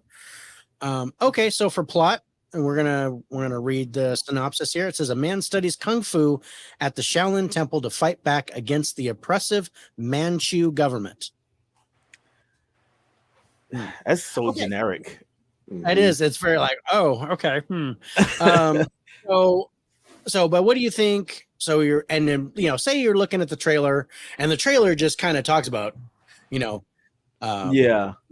stars in 36 Chambers, and then it shows just a couple of the action scenes and things like that. So if you remember that, and judging by that alone, what do you think on a 1 to 10? I'd probably say that might be an 8 as well. Okay. Honestly speaking, the word kung fu is going to be like, oh, okay, I'm willing to watch that. So that's cool. That's all it takes. Yeah, a lot of times, it's like kung fu. Oh, I'm in. Let's see how good or bad your kung fu is. Let's Kung Fu Panda 4. Oh, I'm with it. I'm a big fan of the Kung Fu Panda series. I love Kung Fu Panda. Yeah, I do too. Don't judge me. I'm hoping they make a Kung Fu I'm Panda. I'm not judging you, bro. I'm not saying what I think I'm going to have your Halloween costume for this year. I'm going to send that to you. Because I've got one just like it. Actually, mine is a sky bison. So, all right. So, getting to the next category, which is the ending. So, what did you think of the ending of 36 Chamber? I'm at a 10 for the ending. Oh, that was awesome. It was satisfying. Very. Yeah, and everything came together in a great way. So yeah, I'm at a 10. Yeah, I think me too on that. And what did you think of the things that he made? All those were so cool. Oh yeah, the 3 sectional staff. The 3 sectional staff. Oh. And all of that seemed so fluid. There was no camera cuts. Yeah. Compare that to what they do now with all these camera cuts. Oh yeah. Oh my god. And this just felt so natural. Yeah. One of my pet peeves with Marvel, half the fights, to see a guy throw one punch, you get like 4 cuts between the time he throws it and the time he connects. It's like, oh my god. Just show me the fight. Go back to this. Yes. Oh man. Yeah, I know. Camera back, train your actors, give you better fights. Nobody that could work a 3-section staff like Gordon Liu. When he's doing it against the dude with the 2 swords, when he's first trying that, that's probably one of my favorite scenes in the movie. And he's just calm, like. Yep. Yeah. It was like a dance, and it was so choreographed. It really was. Yeah, so choreographed that it was like they were on automatic pilot doing the moves, and it's so awesome to watch. Yeah. All right, let's get to the story. Beginning, middle, and end. How do you think the story plays out? Any slow parts for you? What do you think on a scale of 1 to 10? No slow parts for me in this movie. It's every training scene is just I'm just right there with him and just imagining me trying to do that and failing miserably. So all the way through, I'm with a 10 with this one. Okay, I already wrote a 10 for you. I was just waiting for you to say it. But yeah, I love this story because he's fighting to get through, and each one of these each one of the chambers that he has to go through is purposeful. There's a reason behind the whole thing. Yes. And that goes back to the ending too, because it all pays off. We see it. Even something so small as when he was in the chamber where he had to move his eyes and not his head, and that pays off at the end of the movie. Yeah. Right. When he had to hold that pole with the wrist. Yeah. Yes. And and just carrying the buckets of water, just that up to the thing, and you couldn't drop your hands. And dude, the one thing that did make me kind of chuckle a little bit was the blood. Was the I don't know, the blood. Oh, okay, yeah. I don't know if I'm not familiar with this style of film. I don't know if is how they do that through all these movies. 70s blood was different than now. If you watch a lot of 70s movies, the blood is really bright red or really bright. Yeah. It's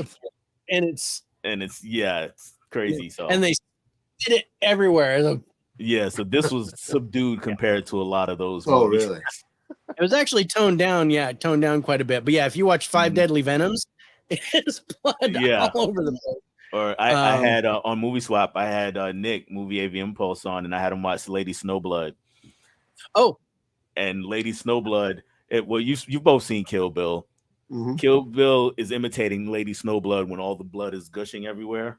Oh, yeah, that's what it's imitating. And except in Kill Bill, it more looks like blood than in Lady Snowblood, where it looks like red Kool-Aid just shooting all over the place. It just looks like cherry Kool-Aid everywhere. Yeah. And we got Sarah in the house. What's up, Sarah? Thank you so Sarah. Much how you doing? We appreciate you. Absolutely. Yeah. All right. So the finer points are done. Let's talk about the technical stuff. What do you think about the script here? You know what? I'm gonna go 10 again. Okay. Everything pays off, just like I said. They set things up, and the payoff is satisfying, and it really works. So I'm gonna go with a 10 again. Nice. All right, now the visuals, cinematography, visual effects. Again, it's 70s. So what did you think about for the time period on a scale of 1 to 10? I would go. I'd probably go. I'm stuck between two numbers. 10 and 11. I'm gonna go 9. I'm gonna go 9 on there. Okay. It was not special effects heavy, but there were enough to have some really good visuals in there. So I'll go 9. Yeah. Okay. Nice. And then direction. What do you think of the direction here with the director? How they did it? I would go 10 with the director because he managed to make it, like Rich said, it's all fluid. Mm-hmm.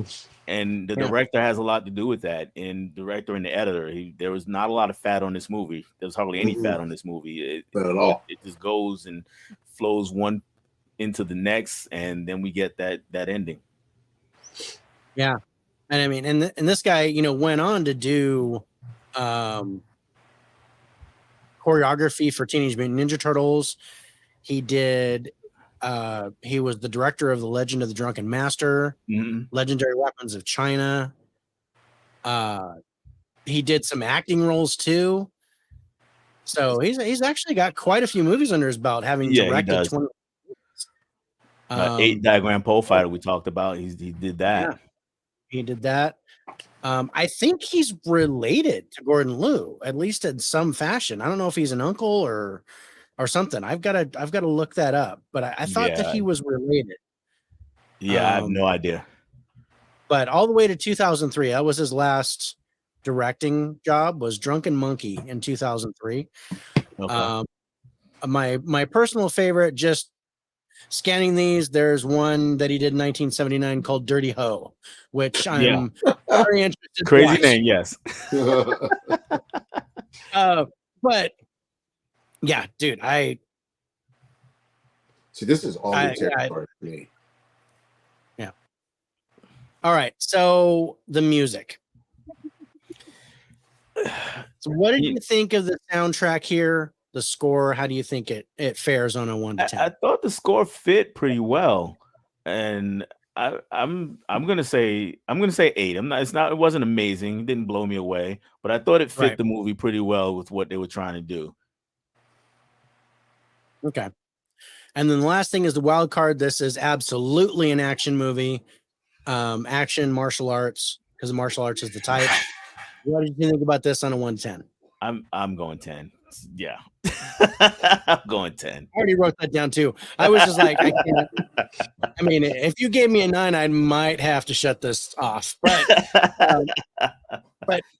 no, man, this should be what all martial arts movies are based on. If they're not already, this should be kind of like, this is what you compare it to. Like you compare all possession movies to The Exorcist. Mm-hmm. You compare all shark movies to Jaws, and all martial arts movies should be compared to this, right? And how they're done. Speaking of The Exorcist, you gonna get all those steel books and all those releases? Yeah, probably. I've only ever seen the original Exorcist. I've never seen any of the sequels. I don't feel. Have you seen the TV series? The TV series is really good. No, I take that back. I saw the prequel, one of the prequels that came out, not both of them. Okay. Back in, what was it, 05, 06 or something like that? Yeah. Was that the with Stellan Skarsgård? I can't remember which one it was. Was it Exorcist Dominion or something like that? Aaron? Yeah, Exorcist the Beginning or whatever. I don't think I've ever seen that one. I saw one of them. It wasn't good, so I forgot all about it. Exorcist terrifies me. The original, yes, no doubt.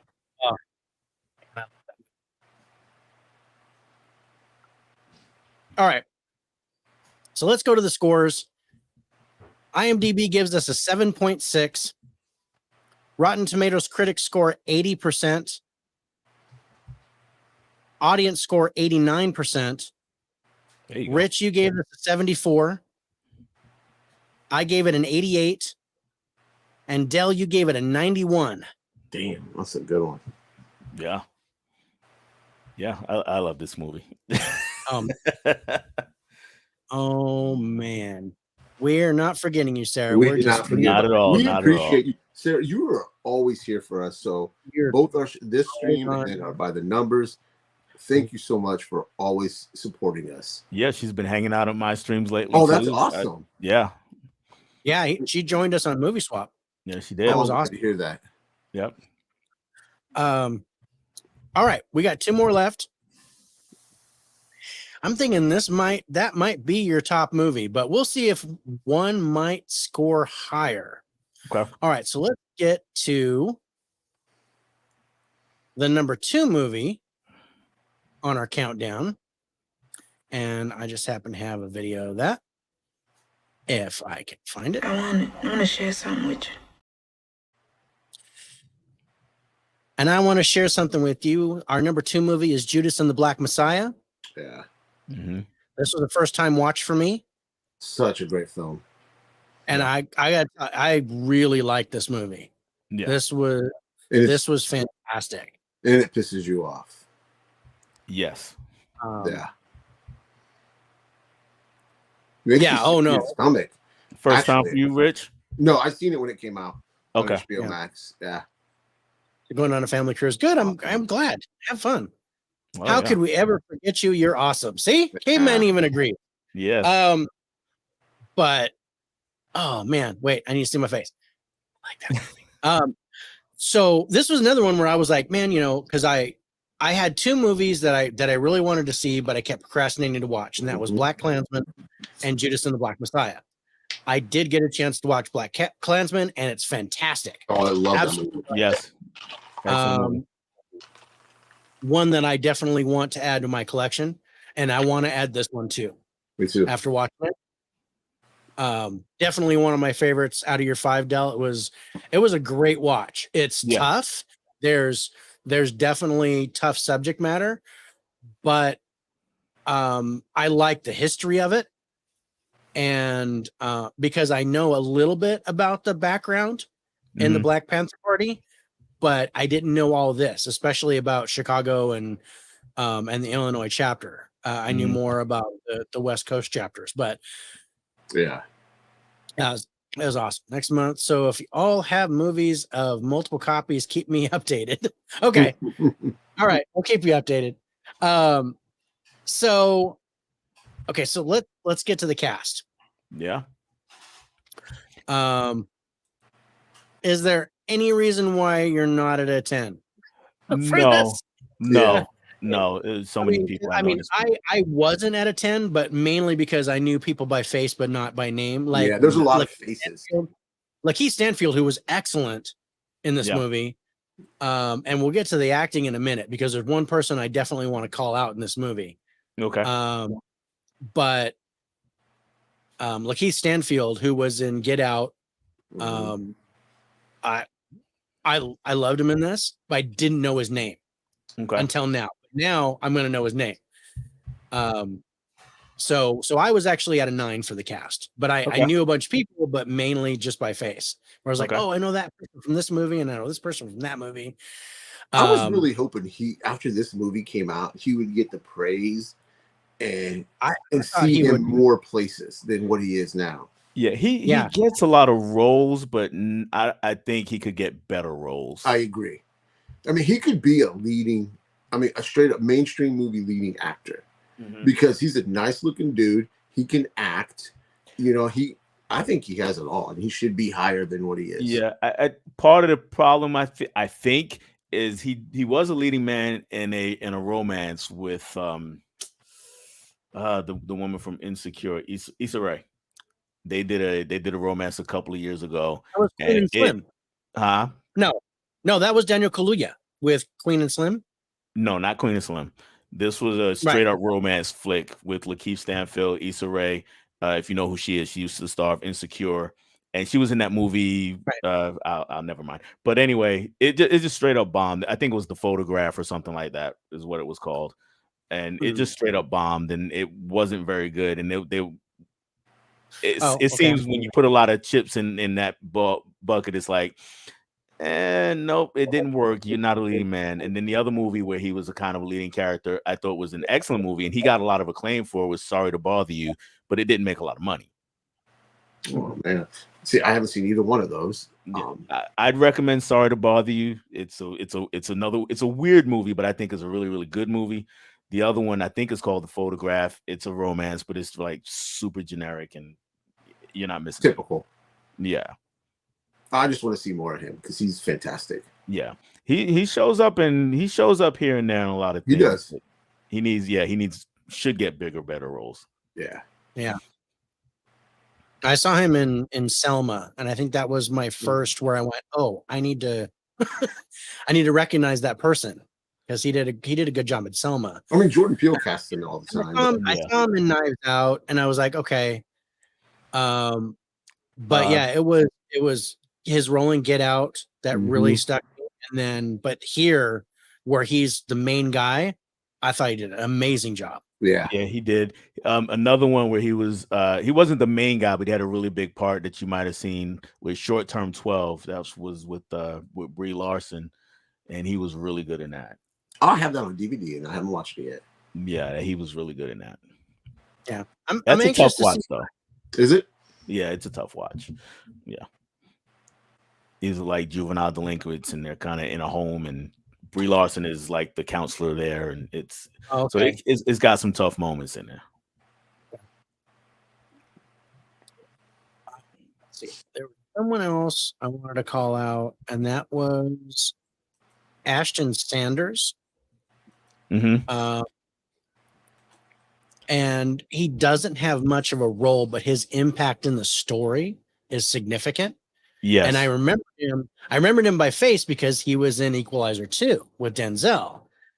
And I was like, oh, I recognize him. And then, I think he made a mistake. We all freezing.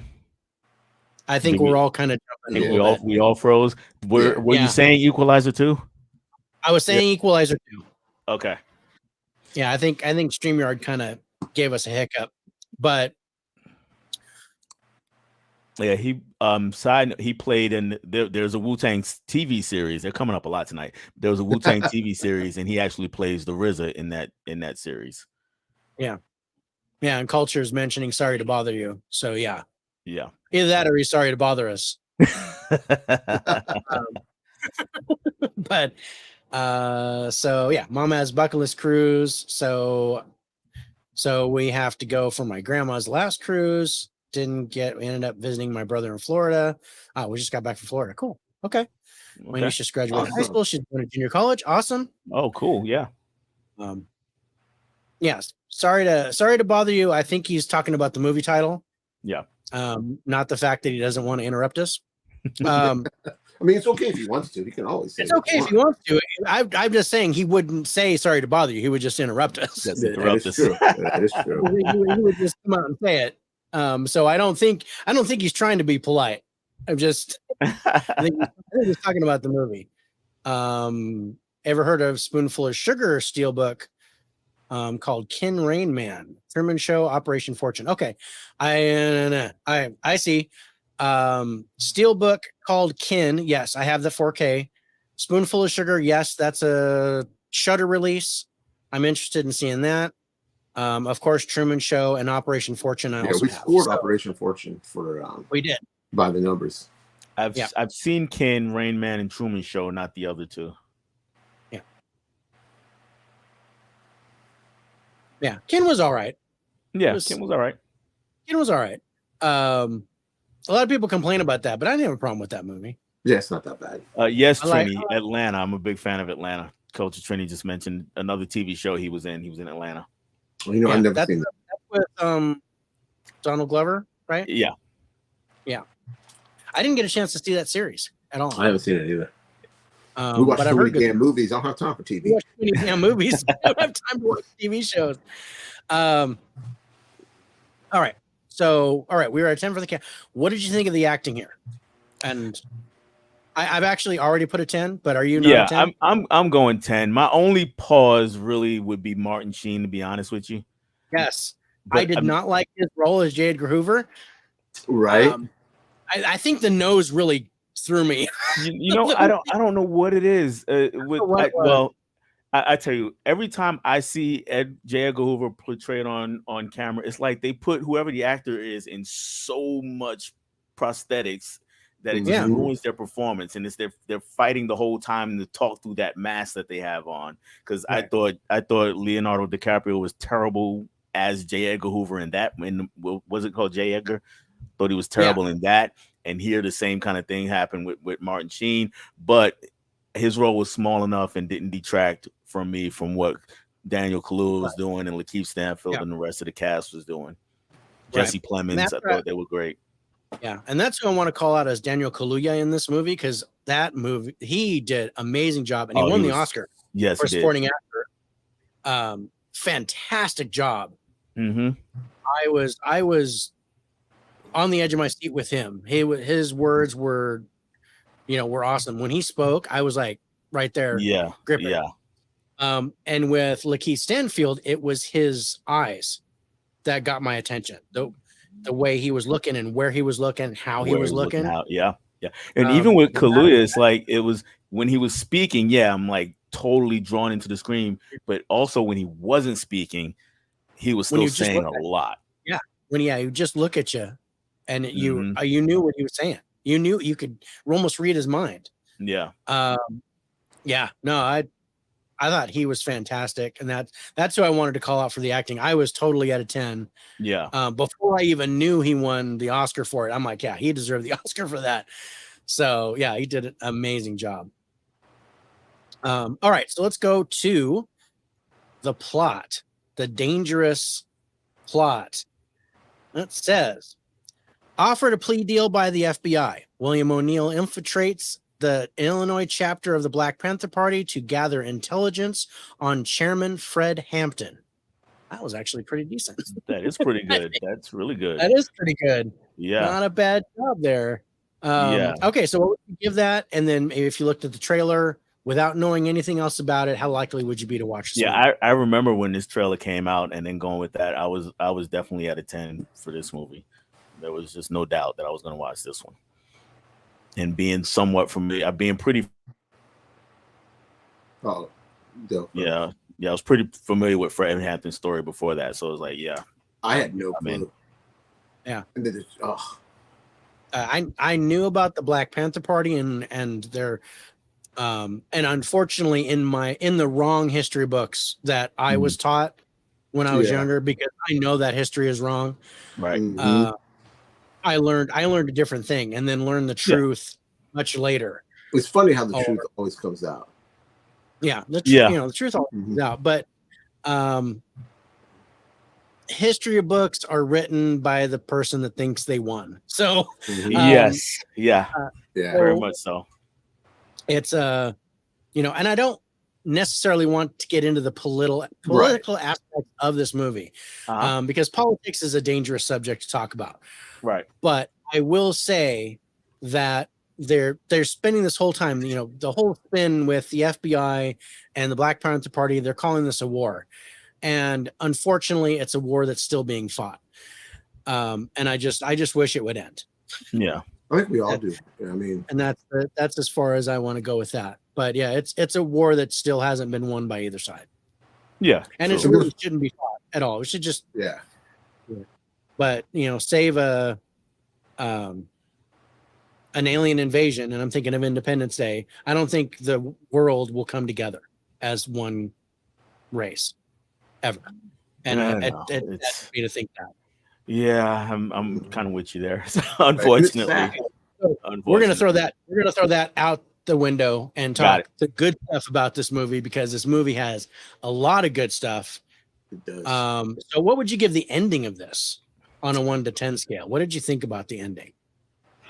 That's a loaded question, because going with the parameters that you give before, is it satisfying that you get this, you get that. And from a script writing point of view, yeah, you get all those things, but it's so disheartening. So, for me, that's the mark of a good movie. So I'm still go at 10 with it, but I could see if someone else watched it and be like, oh, I hated that ending. I don't like the way it ended, because it was not what you want to happen. Right.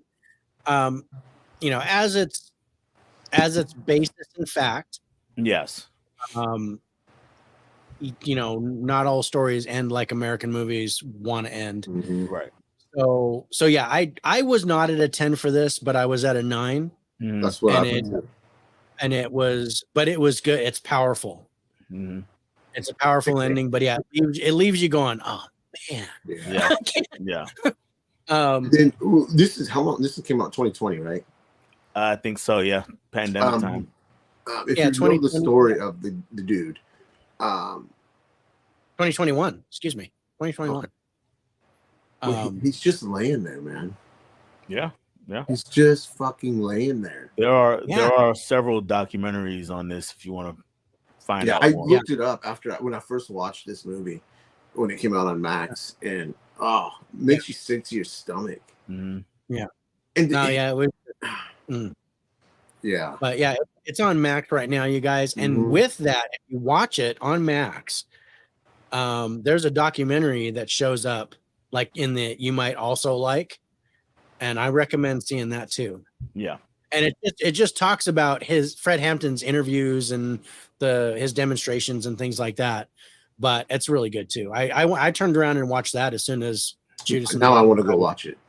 Yeah, you should. I think this is a very important movie for a lot of people to see. Yeah. I think this movie, I won't go as far as say show it in schools, because it's rated R, right? Yeah. Yes. I think this is a very important part of history that needs to be shown. I think high school would be the perfect way to. It would be, but you're a teacher. Yeah, I am, but and like David alluded to, though, the history books have painted the Black Panthers in one particular light, and as long as those history books are around, or the same people are writing those history books, that's the light they'll continue to be painted in. And it's the same thing goes for Native Americans, and the same thing goes for Hispanics, and so on and so forth, or women, anybody who's not part of the power structure. Anybody who's in different. You get stuck in a certain role in history. And so high schools, if that were to be the case, if high schools wanted to do that, if the teachers wanted to do that, you'd see board meetings all over the place where they'd just be I don't know that world. In the news lately, Florida has been, their board of education has been in the news a lot lately because what's happening down. We talk about like Gone with the Wind getting censored or changed or whatever, altered. Well, down in Florida, they're just outright banning books now, lots and lots of books, and that's been in the news kind of lately. And most of those books are books that, again, go against the status quo, and they're not all like, they're not all militant books. It's just books like, oh, this references sex, it's out. This has a black character that's coming into power, it's out. This has a woman who gets an abortion, it's out. It's that kind of thing. They're just kind of trying to get. I know. I can't wait to show this movie when my daughter gets a little bit older, because I think this is an important movie for people to see. I'm going to stick with that. Yeah, she's about 12? 12. She's 12. Yeah. This is, if all you know about the Black Panther Party is from Forrest Gump, you are in for a big surprise. Yeah. Because it's like shooting a bullet and throwing it compared to Forrest Gump. So yeah, Sarah, I know you're saying some stuff, and I'm gonna put it up there. I'm not gonna read it out because there's a lot. But yeah, I know you got all those movies, and that's awesome. I appreciate that. And she also continued, but I just don't want to throw you all off on thoughts on these movies that David is explaining.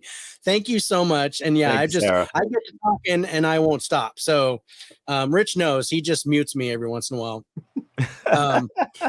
But yeah, okay. So let's continue on with the story. And again, I almost want to just put a 10 for you. What did you think of the story? Was there anything about the story that didn't work for you? Is there any reason that you would not give this a 10? No, not really. I'd go with a 10. I mean, I kind of hesitate a little bit, and that's only because I've heard other people talking about this movie who were actual Black Panthers, and some of their contention is they didn't like that it was told from the point of view of the FBI or of the informant. Right. So that gave me a little bit of pause, but then as I rewatched it for this, I was like, no, it's a 10. Can I ask? Why was that an issue? Just out of curiosity. Because their idea basically is, why tell an important story like that from the point of view of the snitch? Okay. That was their kind of thing, where you can get it from Fred Hampton's point of view, because really the movie is from Bill's point of view towards Fred Hampton, whereas it could have been told more like Malcolm X. Like Malcolm X is told from Malcolm X's perspective, and it could have been told more from Fred Hampton's perspective. So that's what their thing was. Thank you for sharing that. I had no clue. Yeah, sure. That world is, I'm not familiar with. Just like the last movie, that genre I'm not familiar with, and I love learning and just hearing stuff. Yeah. I try. You do a good job. Thanks, Dell. You did a great job. But yeah, I already put a 10 there. But I want, because I was at a 10, but yeah, I don't know the whole story. I have the version that I was taught, and I have a little bit of what I believe is closer to the truth. But yeah, this goes way beyond that. This was more than I expected. And it was great getting that information, but at the same time, it made it a difficult watch seeing all the stuff. Spicy's yelling at me. Modelo, yeah. Okay. I got the Modelo. I've actually got some in the fridge. I just didn't break one out tonight. Same beers. Yeah, my wife opened it and she's like, I'm done. She just hands it to me. So side question. I see you got a can there. I prefer the bottle. Do you find a difference between the two? Yeah, no, I prefer the bottle. But I like the enchiladas. This is the one they've got the mango chili. Oh, I've never tried that one. These only come in cans. Okay, I've never tried that one. I do like those. They have a pineapple one and an orange one and a lime one. And I like all of those. I like that whole series. But if I'm just getting the regular Modelo Especial or the Negra, then I definitely choose the bottle over the can. I don't like the beers with extra flavors in them because they always leave a bad aftertaste to me.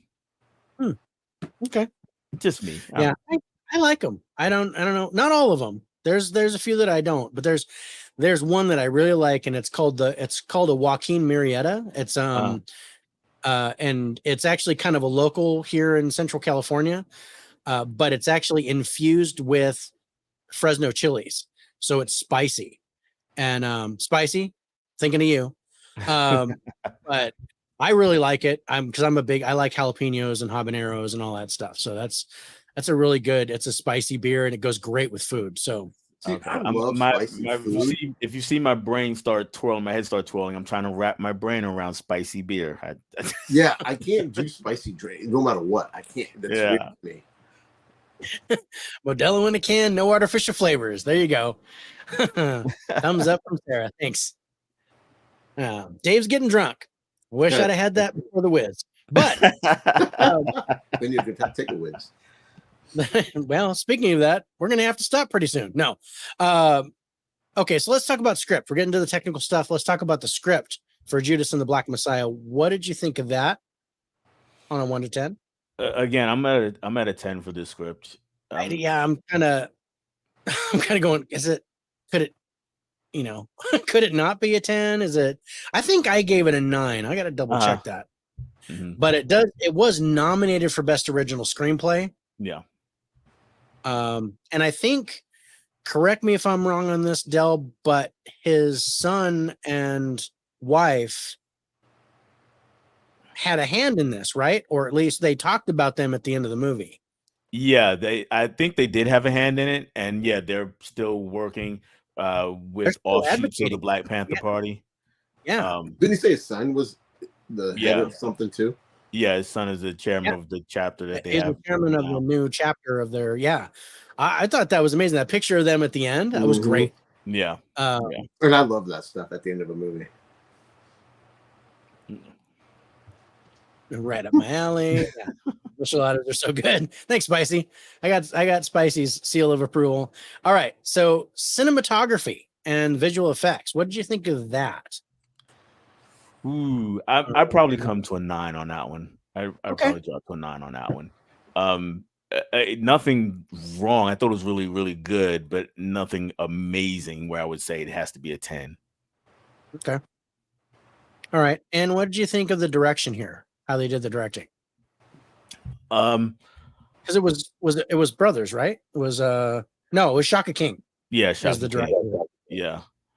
And Shaka King. Does Newlyweds and Mulligans are some other movies that he does? Yeah, I've not seen anything else. I haven't seen anything else he's done. Yeah. Yeah, so I can't really compare it to anything else that he's done other than say that he did a hell of a job for this movie. Yeah. Yeah. So I'd say I'd go with a 9. I go with a 9 for this one. Right. But this is gonna be a good score, Dell. we got 2 categories left. The next thing is music. So what do you think of the music and the soundtrack here? I'm gonna go with I'm gonna actually come back a bit to an 8. I wasn't huge on the score, and the other part is a kind of a personal thing sitting here because it's weird to me for a movie set during this time period, a black movie centered around black characters set during this time period, and not hear pop songs, not hear a lot of Motown or whatever music was popular during the 70s. And then the actual beats of the score is just kind of iffy in some spots. So I go 8. Yeah. Okay. You're absolutely right. There's none of that. Right. Yeah, I felt that there were a couple songs that I liked as far as the score goes. Mm-hmm. But yeah, there were some questionable choices. Yeah. With the score in some parts. Reminding me a little bit of a Soldier Story, kind of that dynamic. Yeah. I felt the same way about that. And then last thing is the wild card, and this is definitely a drama. Yeah, and it's a biopic. They're calling it a biopic on Fred Hampton, and I'm like, okay, kind of, because it's told from the from the FBI agents point of view, but it's about them. It's kind of like how Elvis was told from the managers, Colonel Parker's point of view. Yeah. So what did you think of the wild card, the genre, as a drama? I'm going to say biography, but let's call it just a straight drama. What did you think about that? Number 10. So it checked all my boxes. Like I said, I've read a bit about Fred Hampton and watched some documentaries about him. And as far as what I saw portrayed on the screen, it fit everything that I was thinking. Kaluuya's performance is it's through the roof good. And the way the tension,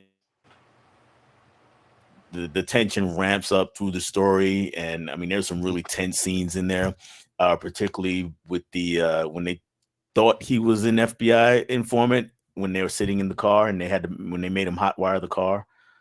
That was a really tense scene, and I thought there were a lot of those little scenes through the movie where there's just a lot of tension when he goes into the center with the Klansmen, or the guys that had the Confederate flag up, and he goes into the bar with the other group, with the other the Black one Panther where he light stole group. the car from. Yeah, he's in that bar. I was like, oh man, I'd be puckering. oh yeah. So yeah, I'm with it. I'm at a 10 here. Yeah. No, I agree. There's some really good intense points here. Mhm. Almost to where I could call this a thriller, but with the story behind it, it's definitely more of a drama. But all right, so let's go to the scores. IMDb gave this a 7.4. Rotten Tomatoes critic score 97. Audience score 95. Rich, you gave this an 82. I gave it an 87. And Dell, your score is a 96. Ooh. Ooh. Surprised myself even. I have a question for you guys. In that afterwards, where they had the dialogue, not the dialogue, but the writing, telling you about what happens after the movie. Now, what do you guys think of him doing that? The FBI informant doing that interview back, when was it? The 90s? I think it was the 90s. And then doing that interview and then killing himself. I think his guilt ate him up. Yeah. And even during watching the clip of the interview that they showed, he's trying to justify. Yes, what that's he was the way doing. I took it. Yeah, what he did. He's trying to justify what he did, even though he doesn't seem to believe in what he did. Because if he believed in what he did, then he wouldn't be committing suicide at the end of the day. Suicide, yeah. Yeah. And at the end, he's like, so, the interviewer said, what do you want to end with? Or in your closing remarks, what do you want to say? And he goes, I want to let the documentary speak for it. I want to let the documentary. Yeah. And if the documentary comes out and he commits suicide. So I think that's where he really believed in it, that he had a different answer. He's like, look, I was doing the right thing. This is what I believed in this, but he had none of that. Yeah. No, he, and I think the title really speaks true. Mm-hmm. Yes. Yeah, it really does. If you put it in reference to the Bible, he was the Judas. And he didn't get very much money either.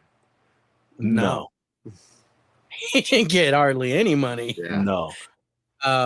But I got the impression that they were trying to, in the interview process where they're actually interviewing Lakeith as the guy, that they were trying to put charges against the FBI agent that recruited him, his handler. but that didn't go anywhere. Mm-hmm. I didn't, and I don't know if that was something they just kind of wrote off, or did I miss something? I didn't see it. I didn't read it that way, but that doesn't mean it's not there. Yeah. Well, they didn't do anything with it, so maybe I didn't read it right. Yeah. But it was yeah, because they were asking is like, oh, and you know, your handler didn't report this, or your handler didn't do this, or something like that, or why did your handler do this way? And he's like, I don't know. Yeah. Something like that, where I was thinking, okay, are they going to throw the handler under the bus? Did he do something wrong in recruiting him and the rewards that he was given and what he was asked to do? So was the FBI agent's fault? So my reading, this again comes with coming into the movie with a little bit of knowledge. I'm not an expert by any means, but coming into the movie with a little bit of knowledge on what happened. I never had that thought because in particularly when the government's dealing with the Black Panthers, there was never any punishment on the other end. They were pretty much treated like, to use a word we've been familiar with over the last couple of years, they would treat it like actual insurrectionists. It's like they're trying to overthrow the government, so we have to do this. So whatever happens. There was no comeuppance for the agents who were involved in any kind of killing or false imprisonment. See, that's what blew my mind. There was no punishment. Right. That absolutely blew my mind. They killed that. Even. Yeah. No. How do you justify that? How do you, as an organization, as a government organization, as the law, how do you justify killing somebody sleeping in bed? Well, and this really does go back to Hoover. It was like, yeah, these people are hostile. They're enemies of the state. That's how we justify it. So, I mean, it goes back to the same thing with Dr. King and Malcolm X. It was the same kind of deal. It's like, okay, these guys they're a problem. They're a threat to national security. So we're going to take them out regardless. It's sickening. That's what it is. It's disgusting. Yeah. Hoover was a piece of work. Yeah. That's for sure. Hoover was a piece of work. I remember he was a cross-dresser. So yeah, that too. More power to him with his LGBTQ lifestyle. But yeah, no, he was a piece of work. And you know, I dare compare him by the way he was talking about the Black Panthers and about African Americans in general.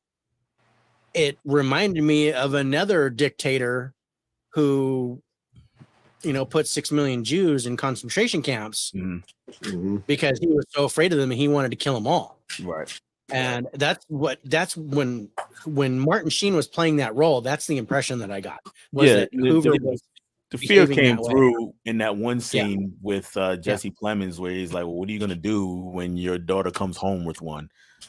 And that's where that fear really, really came through. Thank you, Spicy.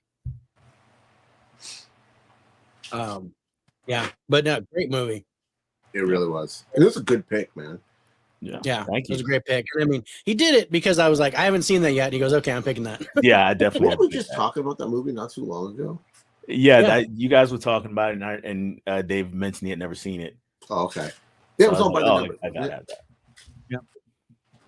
Yeah, now I've got to see Belly. I'm still waiting to have some time to watch that. I almost put Belly on, and that would have been a really interesting. I was hoping. I was like, if you put Belly on there, because I get a chance to watch that. I've never seen that. I've never seen Belly. I haven't seen it either. And thanks to Spicy, I actually won that from Dell. That's right, you did. Yeah, because Spicy won the question, but he's like, I already got it. Give it to Dave. So, but yeah, all right. So we got one more movie to talk about.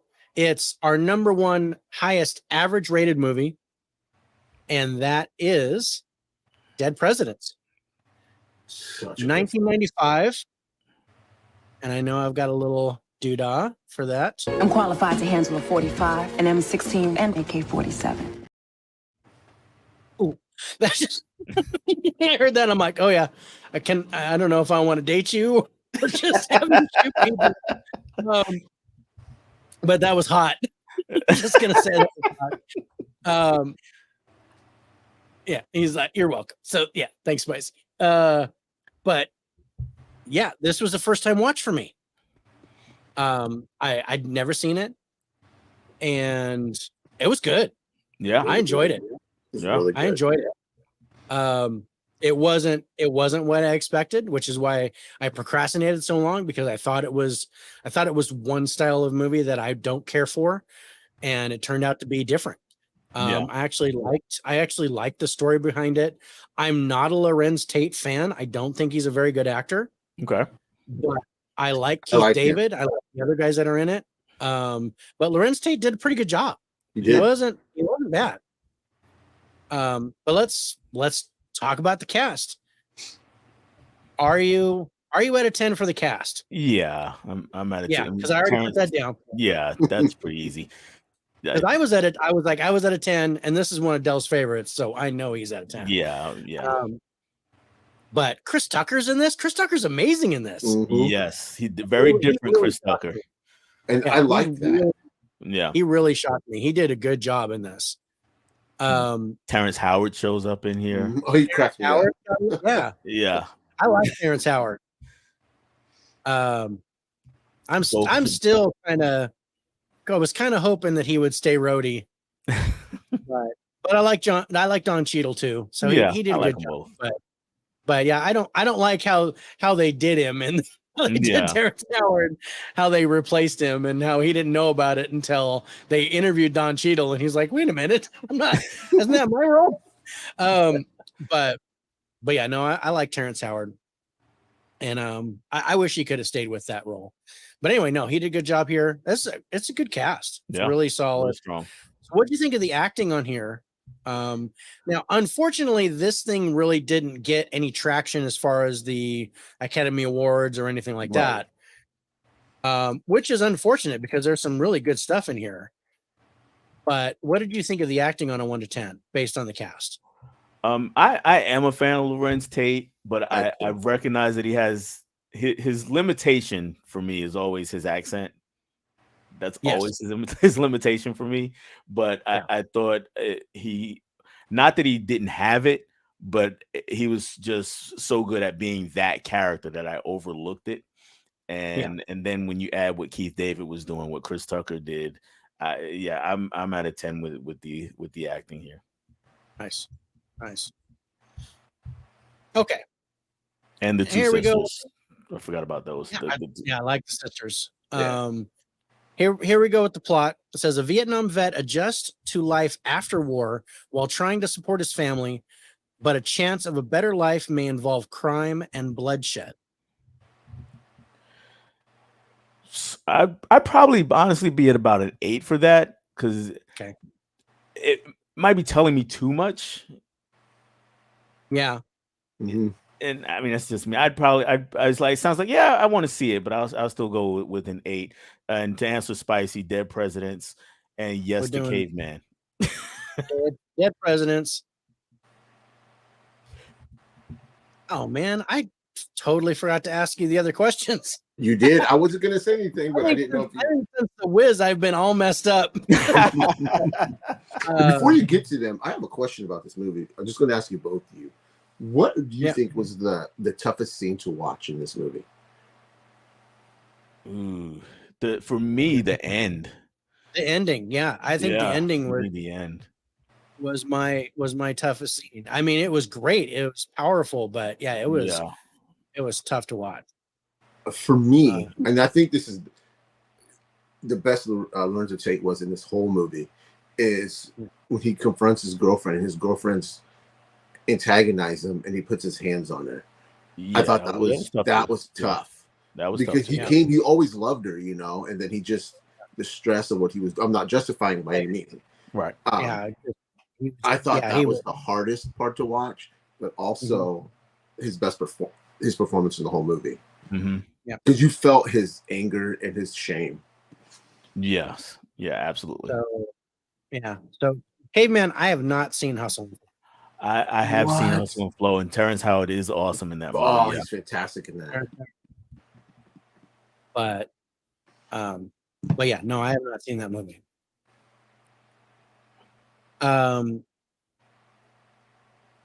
Okay, so 8 for that. Let's go to the ending. On a 1 to 10. Yeah, I'm at a 10. It's powerful. And when I went and saw this in the theater, and I actually went by myself. And when I got home, my brother, he asked me, because he couldn't go with me for whatever reason, and he's like, "Well, what did you think of the movie?" And I was like, "Well, it ends the way it probably should end, but not the way you want it to end." And I thought that was perfectly done for this movie. So yeah, I'm at a 10 for the ending. Yeah, I think I cried a little bit. I think I welled up with the ending, because I didn't expect it to end like that. Right. But it didn't surprise me. Exactly. So exactly. it was. Dead Presence doesn't have a Blu-ray. No, it does not. It's just this have a DVD. Nope, just this DVD. Yeah. Now, given the directors just had their previous movie to this on Criterion, I've got my fingers crossed that this gets that. What was that? Menace to Society. Oh, Menace to Society. He's in that one too, isn't he? Yes, he's in that one too. Yeah. Oh, he's fantastic in that too. I haven't seen that either. That's a good movie. It is a very good movie. But I don't know if that's up your alley, Dave, because it's a lot of gang violence going on. Mm-hmm. Yeah. Even though they never technically say that they're a gang in the movie. Yeah. Yeah. That's a preconception that I have after. Let's just say I was at opening night for Colors in 1988 in Stockton, California, and there was a shooting in the theater. I was there, and one person died, and I was there, and I never got over that. So, and then it happened again with Boys in the Hood, and I was kind of done with seeing movies of that nature whenever there was any type of threat like that. Okay, fair enough. Yeah, Menace to Society is amazing. Nice. I love that movie. I just had the Criterion. Yeah. I love the 4K Criterion release. Yeah, I've heard good things about it. And I've heard good things about Juice. That's another one that's kind of got me on pause, but Juice is not really gang violence. I mean, there's violence in the movie, but they're not a gang. They're just a couple of friends, 4 friends, and things kind of go sideways for them. They're not a gang. There is a gang in the movie, but they're not a. Yeah, they're not in a gang, but there's a gang in the movie. There is a gang that's kind of a side story almost to the movie. Yeah. But Spice says Stockton, the city with no police force. Yeah, that's exactly right. At one point, number 3 in the world in violent crime. Really? I didn't know that. Yeah. So yeah, when all the stuff happened with the Crips and the Bloods down in LA area, they all moved up to Stockton. And, oh wow. And there was a huge thing up there, and it was right around my high school, early college days, and I was like, I'm leaving Stockton. I'll be back after I graduate. Yeah, Lorenz Tate doesn't age. What is his secret? Please let me know. Has he done anything recently? Yeah, he's last few years, 4 or 5 years, he's been on Power. I don't know if you're familiar with those. I know what that series. is. I've never seen it. I haven't seen it, but I know the series. Yeah, it's actually now several different series that kind of making the stories like the 50 Cent universe. 50 Cent kind of put all that the together. 50 Cent universe. yeah, because it's Power, then it's Power Book 1 or Book 2 rather, and then there's Power Tommy's story, and then there's another. Yeah, so it really is like the 50 Cent universe or the Power universe they call it. And yeah, he's in that, and he's been doing that for. I'm glad he's doing something. I enjoyed him, and again, don't judge me. I liked him in A Man Apart. I don't remember A Man Apart well enough. I saw the movie, I just don't remember it well enough. Yeah, I just recently watched it, and I enjoyed that movie. I did see that, Spicy. That is messed up if it's true. Yeah, I have not. So I'll have to check that out when we get done. Definitely look it up, Dell. Okay.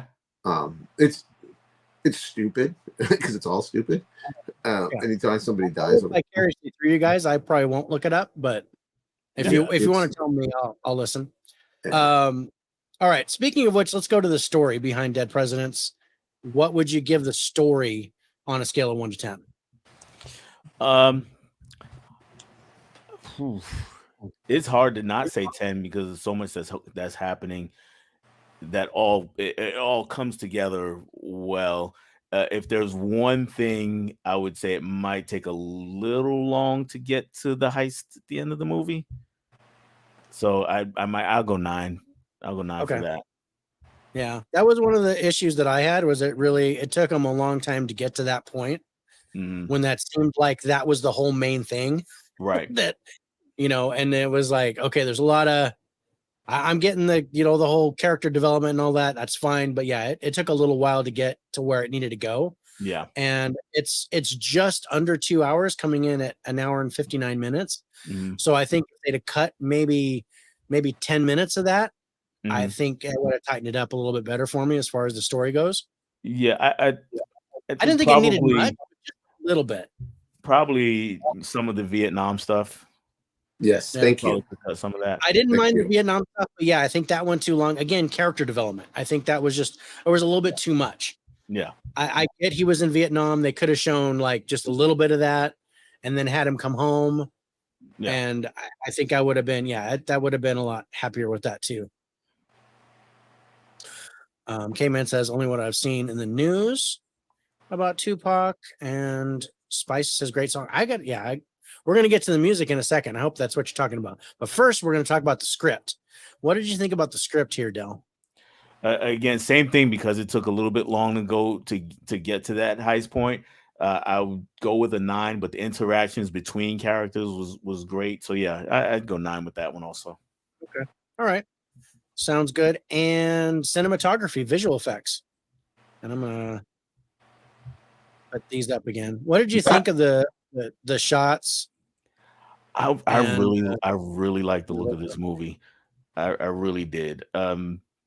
Just the way, not necessarily like looking at one shot and going, oh, that's a great shot, even though there were some of those, but I thought a lot of the transitions were great, and just the way they kind of track things through the movie. So I would go with a 10 for that.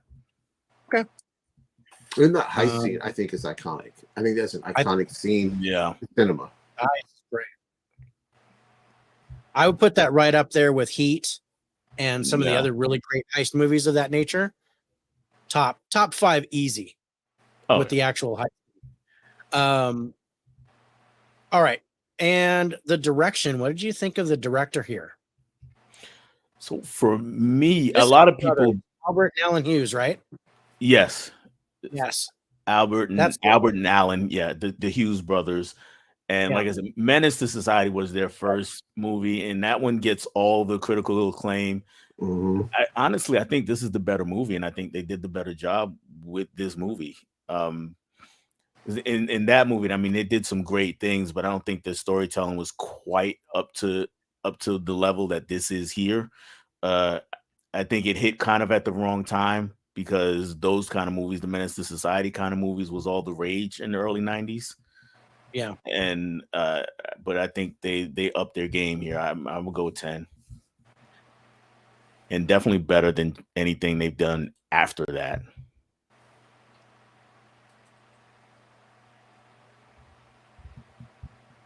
All right. So what did you think of the music, soundtrack, and score here? So now we talked about this with Judas and the Black Messiah. There was like an absence of music in certain spots, but here I thought the music was really, really well done, really fit everything in the movie. Even during the heist, some of the score during the heist and in other parts of the movie,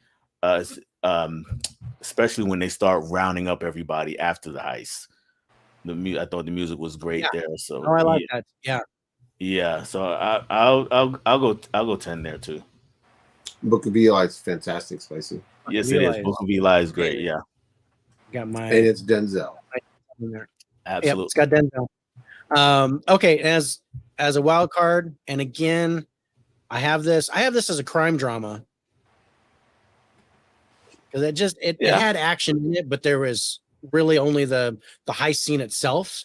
Yeah, it's definitely a crime drama. Definitely a drama. Definitely a drama. So what would you rate this on a 1 to 10 as a drama? Yeah, it's crime drama. I'm with you. I mean, I'm right there with Heat. I think is a crime drama, not an action movie. I know a lot of people call it an action movie, but I'm right there with Dead Presidents. I'm going with the 10 for that. Okay.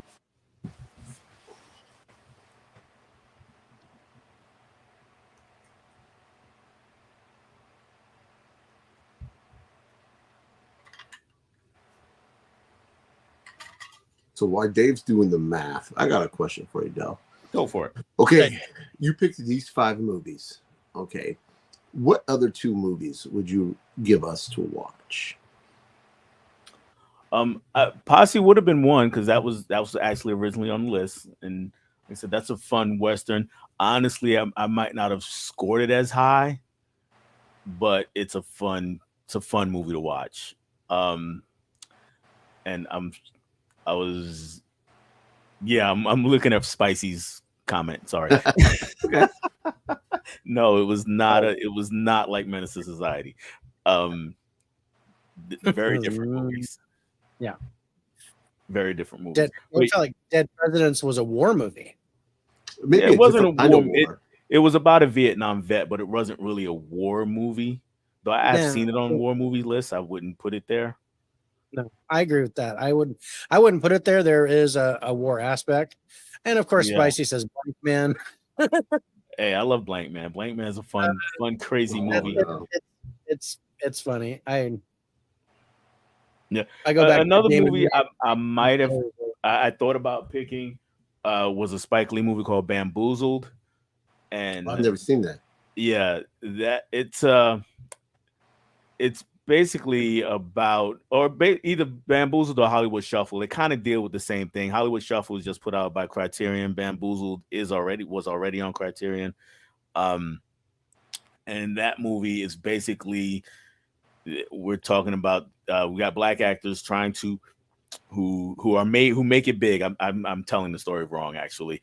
So Damon Wayans is a TV exec, and his career is kind of going sideways. And then he's looking for a hit show, and he decides, you know what, I'm just going to do the dumbest, worst thing possible. That's definitely not going to be a hit, probably get me fired, but I'm just going to do it anyway because this is what they seem to want. And he gets a couple of black actors. Tommy Davidson from Living Color is one of them. And he puts them in blackface on top of them already being black. And it's a minstrel show, and it becomes this huge hit. So then we get into almost at what cost is success worth it? Oh, that sounds interesting. It really does.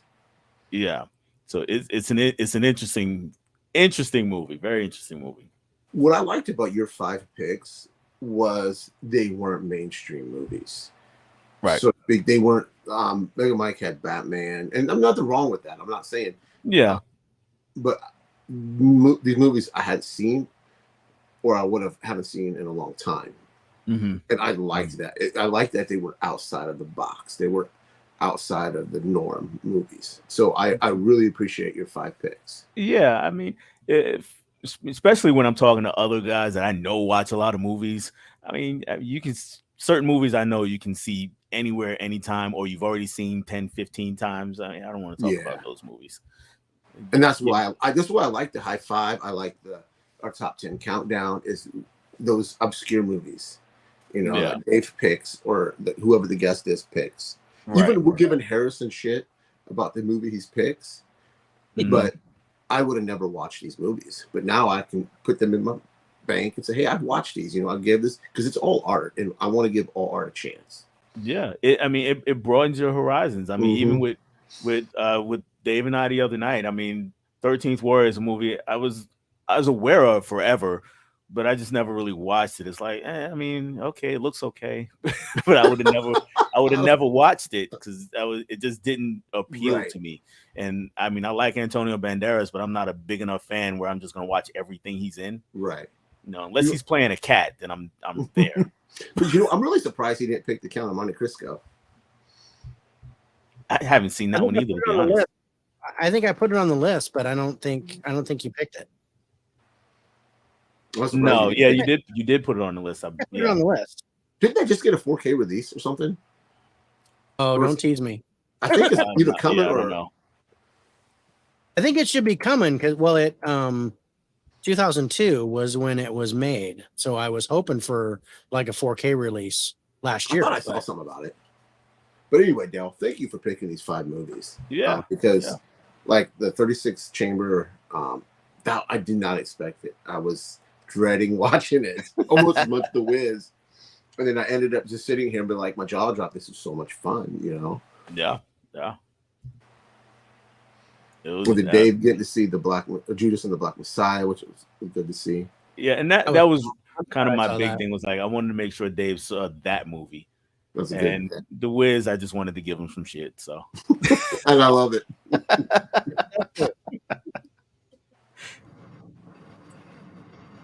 You got your numbers down there? I am almost done. I've got to compile this darn thing. So what's one of the hot seat questions since we breezed through them or skipped past them? Let me bring that up and I'll have you ask him, Rich. All right. Okay, hot seat question number 2. What is your go-to movie snack or beverage for the theater or at home? If I'm going to the theater, it depends. It depends. Am I able to buy something at the theater? Because I'm a AMC A-list, got that deal. So I don't always pay to go to the movies, and sometimes it's like I'll go even though I don't have much money at the moment. On those trips, it's a trip to Dollar Tree and a box of Goobers. Yep. Love Goobers. Those are my favorite. What the fuck's that? Chocolate covered peanuts. Oh, I didn't know that. Yeah. Okay, you do what I do. Oh yeah. And they fit nicely in my pocket. I walk right in. If I'm buying something at the theater, it's going to be popcorn. I mean, it's just got to go popcorn. Yeah.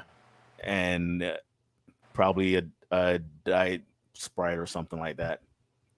If I'm at home, probably a Modelo. There you go. That's awesome. That's what I'm talking about. All good choices. I think so. Yeah. Taking a shot of that. That's getting ready to render. Let me bring up question number 3. Okay. Besides the movies in your Hi-5, what's one movie you could watch or on repeat right now? Here's a movie that I might have recommended to you also, The Warriors. I could watch that movie all day, every day. And I don't know if either of you have seen The Warriors. I have it. I love that movie. And Dave, have you seen The Warriors? Oh, yeah. So Dave might know, but I went and saw like John Wick 4. When I went to see John Wick 4, towards the end of the movie, there's a scene where they just totally rip the Warriors. It's a big homage to the Warriors. And I was in the theater next to my wife, and I just got so excited. She's a little more talkative than I am in the theater, but when that scene came up, I was like, "Oh my God, they're doing the Warriors! They're doing the Warriors!" She's like, "Shut up." She's like, "Shut up." Oh yeah, oh yeah. I got it back here somewhere. That's nice. Somewhere. Same steelbook though. Yeah. This is classic. I love this movie. Yeah. Well, I have a quick question though. While he's still doing all that, even though there's gang violence, I do like this movie. Even though there's gang violence, that gang violence is cartoonish. Yeah. Gang violence. Yeah. I'm How like, many movies do you think you own, Dave? Like, oh, you don't. Why do you like New Jack City? I like New Jack City, but New Jack City felt like more of a fiction to me. Okay. Yeah. But there's a lot of fiction, but there's a lot of it's a mixture between fact and fiction in there, and it's not based on a true story technically. Yeah, but inspired by true events, I guess you would say. Yeah. No, what were you saying, Rich? I was going to say, how many movies do you think you own in your collection? Well, I'm like Dave. I got a spreadsheet. I think I'm at like 18. Without looking at it, I'm at. If you just go by barcodes, and meaning the box set is one purchase, it's like 1860 or something like that. It's getting close to 1900. Oh, and we're really close. Yeah. And if you count the individual movies with all the box sets, it's like 2,400. Yeah. Something like that. So, and I've got enough of them I've never seen that if I could, it's going to be tough to get them all watched. Let me put it that way. And it was spicy to ask if I like the Ryan Reynolds Green Lantern movie. No, I do not. I'm just a big Green Lantern fan in general. I'm a comic book guy, so I love the Green Lantern comic. Does anybody like the Ryan Reynolds Green Lantern movie? I don't even think Ryan Reynolds likes them. He shot himself in Deadpool because of it. Exactly. I don't know. I thought it was okay. It just, it wasn't. I wanted a Green Lantern movie so bad because he's one of my favorite DC characters. And then I got that. And I was like, it was kind of like watching Rise of the Silver Surfer. Second. So, fantastic. It wasn't as bad as that because Silver Surfer is my favorite comic book character. Mm-hmm. And then they did me wrong with Fantastic Four 2. Yeah, that was bad. So Rich, I got a question for you though, a Green Lantern question, because one of the things that I've heard people say about the Green Lantern and why it's hard to bring him to the screen is because the Ring can do anything that he thinks of. Mm-hmm. So, but instead of doing whatever's going to take care of the problem at hand, you just got to keep thinking of stupid shit to do that'll kind of fight whatever the problem is, but not solve it. Do you think that's into it? I think that's a big problem, because what do you do with that? Because ultimately he's human, so we just I'm gonna have his race original car. And his original weakness was the color yellow. Right. Yeah. Right. I mean, I know they just casted Nathan Fillion as Guy Gardner in the new DCU or whatever it's called now. So I am looking forward to that because I like Nathan Fillion. I think he's a great actor. Yeah, he's cool. Yeah.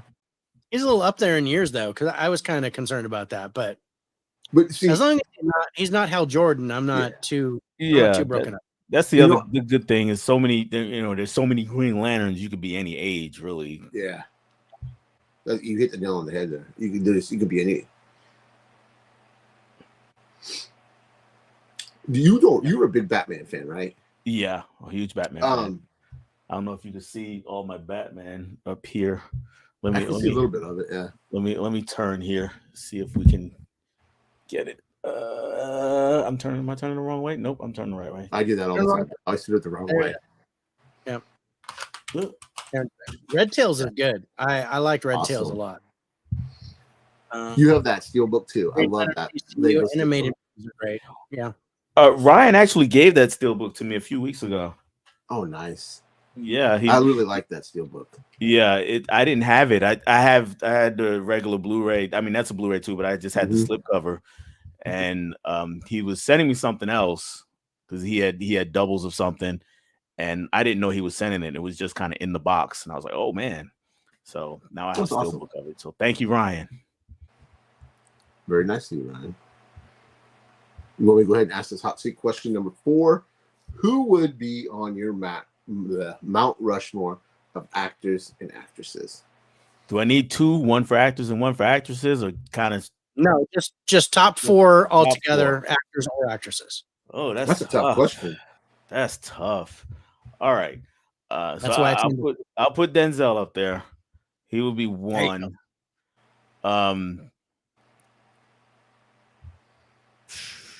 De Niro. Okay. De Niro would be up there.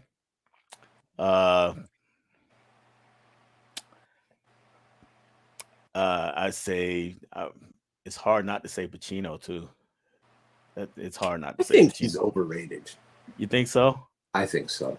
Okay, I'm a big fan of Pacino. So I would go with those 3, and then I'd have to get a female in there.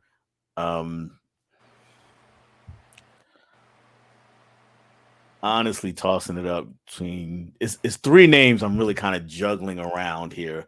It would be Angela Bassett, Meryl Streep, Viola Davis. Those would be my 3, and I could pick out of a hat, and whichever one comes up, I would go with that one. Like spaghetti and see which one sticks. Yeah, exactly. Yeah. Yeah, those. Yeah, they're all amazing. Yeah. I mean, I would.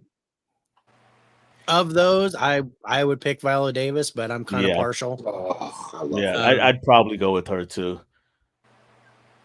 I would probably go with her. Have you seen Air yet, Dell? Yes, I did see Air. I thought she was amazing. I really didn't care for the movie as much though. See, I really liked that movie. She can take anything and just go.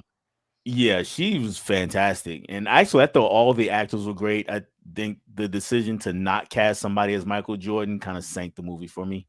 Because just to see him sitting in a room and you can only show the back of his head or blurry shots from far away, and he never gets to say so in anything. You know, they ask him questions, but yeah, and then we move on. It's like it was just too weird for me. I was like, we can keep that. Wasn't there a reason they did that? Wasn't there a reason behind it?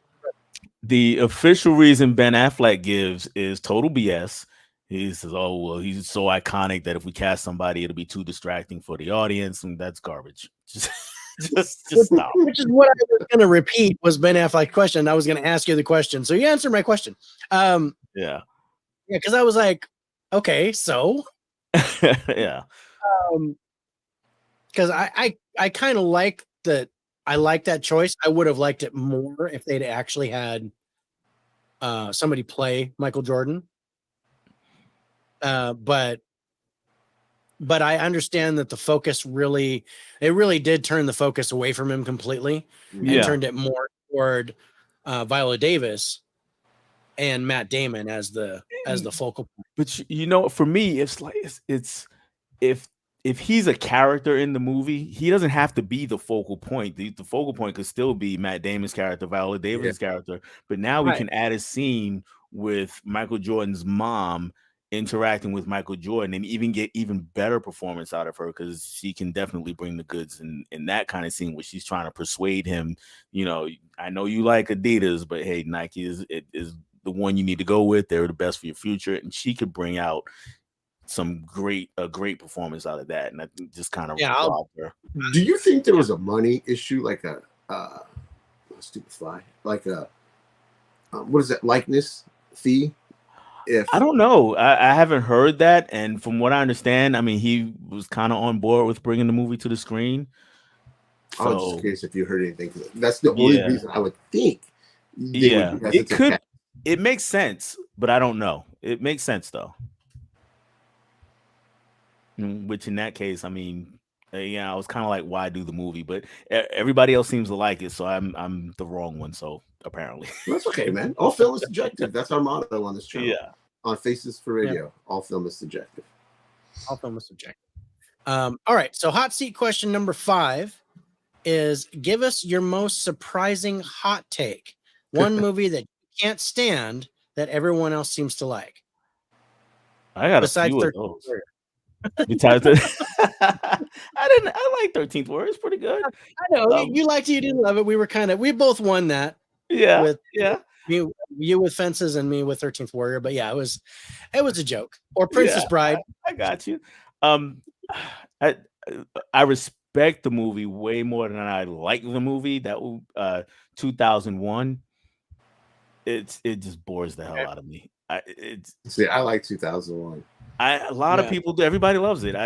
I watched it for the first time, and those first 5 minutes, and that thing is dropping out of the sky forever and ever and ever. I was like, oh, get me out of here. You pulled the Dave and took me in the other room.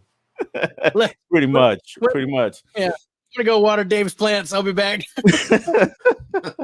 That and anything that I've seen by Terrence Malick, I'm like, will you just stop? Whatever you're doing, just stop. Just quit while you're behind. Yeah. All right. So Dell, I have your final rankings. Okay. Are you ready? I'm ready. All right, let's bring them up. So, Rich, your number 1 was Dead Presidents with an 89. Judas and the Black Messiah is 2 with an 82. 36 Chamber of Shaolin is 3 with a 74. The Wiz is 4 with a 69. And A Soldier Story is 5 with a 59. Dell, your scores are, and you were tied with Dead Presidents and Judas and the Black Messiah. So they're both tied at 1. at 96. 36 Chamber of Shaolin is your number 3 with a 91. A Soldier's Story is 4 with an 88. And your number 5 is The Wiz with an 84. My rankings are 36 Chamber of Shaolin is number 1 with an 88. Judas and the Black Messiah 2 with an 87. Dead Presidents 3 with an 81. A Soldier's Story 4 with a 70. And The Wiz number 5 with a 65. Okay. And but all in all, great. That was awesome rankings. I mean, you could, if you were to pick Judas and the Black Messiah or Dead Presidents as your number 1, which would it be? If you had them both in your hand, you were going to watch one right now. If I had them both in my hand, I'm going to watch one. I'd probably watch Dead Presidents. Okay. Even though the ending was also kind of frustrating there, but I know it's not a true story. Yeah. With Judas and the Black Messiah, I know it's a story rooted in fact. Of course, it's not 100% true, but that's a little harder to take, so I don't watch it as much. If that makes sense. It makes perfect sense. Yeah. That makes sense. Yeah. All right. Well, that's the show, Dell. What'd you think? Oh, I had a blast. This was fun. Yeah, this is fun. Well, we went long, but we got to talk about movies quite a bit, and it's great having you on the show, Dell. Really appreciate you coming in. Before we go ahead and plug your channel. Things coming up. Give us some shameless stuff to throw down and get people onto your channel. All right. Well, again, appreciate you guys having me. This was a total blast. I always have fun talking movies, and especially with two of my favorite guys. I'm here as much as possible when you guys do By the Numbers and the Sesame Street. So keep doing that good work on my channel. Movie Swap is the biggest thing going, where I do a live stream I try to do it every week, so I might miss a week here and there. We just did one with Dave on Monday, and we talked about a couple of movies there, Fences and 13th Warrior. This week coming up, we're going back to Tuesday, and I will have Kira on, who is one half of Double Feature Podcast. Usually we get Mika. This time I got Kira, so we're going to have a good time talking movies with her. I have started a new series because I also do movie recommendations, top 10, unboxings like a lot of guys. But the series I started is Movie Theater Memories, and that one I'm just going to recount some of my most memorable moments going to the movie theater. And I released my first video earlier this week, and it was about Batman 1989. So check that out if you haven't already. And I was on not Hi-5, but The 5 with John with Platt 2. I did that a couple of weeks ago. He actually released it today. I didn't even know he was going to do that. So you can check out Platt 2 and see me on that. Awesome. Thanks, Dell. Yeah. Thank you. That man, great show. It was. I was really happy to watch these and got to talk to you about them. So, Rich, what have we got going on? Next week we have another episode of By the Numbers, where we're going to be talking Oppenheimer. Help me out, Dave. Sound of Freedom. They Clone Tyrone. A Netflix movie.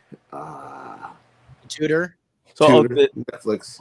I'm sorry to interrupt. They Clone Tyrone. Is that coming out this week, or is it already out tomorrow? Comes out tomorrow. Thank you, because I was looking for that one. I do want to see that. But I'm sorry. Go ahead, Rich. No, it's okay. And Quicksand. And Quicksand on AMC Plus. And then I dropped early this week. I dropped episode 23 of What Am I Watching, Dad, with my daughter Malia. And I showed her Flash Gordon for the first time. So yeah, I can't wait to watch that. yeah, I got to see that. Yeah, she hated it. I'm sure all the cheese in that. No, I know that wasn't a win. I was like, oh, you just want to give points to the L bracket. You won too many weeks, Rich. You got to put some L's in there. Yeah. So we've got we did end the Sesame Street top 10, but we are going to do another top 10 coming up. It's going to be top 10 studio releases. Yep. And our first episode is going to be Disney movies. and we're going to go strictly Disney, not Pixar, not Marvel, not Fox, none of that crap. Strictly Disney movies. We're going to pick our top 10. And then after that, we're going to do Warner Brothers. Yeah. So those are our next 2 top 10s that we're going to be doing. Also coming up next Thursday is going to be Harrison, really old movies, where even though we're giving him crap about it, we're going to be doing his Hi-5. That's going to be a lot of fun. The week after that, it's going to be Mike Masters from the Something Awesome podcast. He gave us his 5. We're going to be working on those. And then the Thursday after that is Evan, Pop Culture 33. We're going to be doing his Hi-5. Also not confirmed the dates yet, but we're going to have Mika and Kira, Double Trouble, coming in October for their Hi-5 of horror movies. And then 1 or 2 weeks later, we're going to have Mel from My Killer Podcast to do her horror Hi-5. So I'm looking forward to those. That's going to be fun. Yeah. It will be up at 3 a.m. I will be asleep. Me too. But I think that's it for us. Dell, thank you so much again for joining us for the Hi-5. It's been an absolute pleasure. Yeah, thank you. Anytime, man. We can do it again if you need a guest for something else. We can do it. Oh, absolutely. We might bring you into our top 10. And yeah, definitely. I'm hoping this is the start of more live streams that we can do together. We've done 2 in 1 week because we've been missing each other before. Now we finally got 2 under our belts, and I think maybe they're going to come together. We'll be on different streams together moving forward. But yeah, we'll definitely have you back on for another Hi-5 or a top 10, or even just a By the Numbers week. We'll have you watch some new releases and come back. Yeah, because you're always there for us, man. Yeah. Yeah. Like I said, man, you guys are great. I love you guys. We appreciate you, man. And it's nice to finally chat with you. Absolutely. And Rich, that invite for Movie Swap is coming. Oh, yeah. Just whenever, man. You know I'm down. Can't wait. I'll get Evan on there too to give him crap. All right, let's get out of here. This for movies. The Faces for Radio podcast signing off. Thank you so much for joining us. Dell on Movies. If you're not subbing to his channel, please do so. Yeah. We're out of here. Take care, everybody. Guys. God bless. Bye, guys.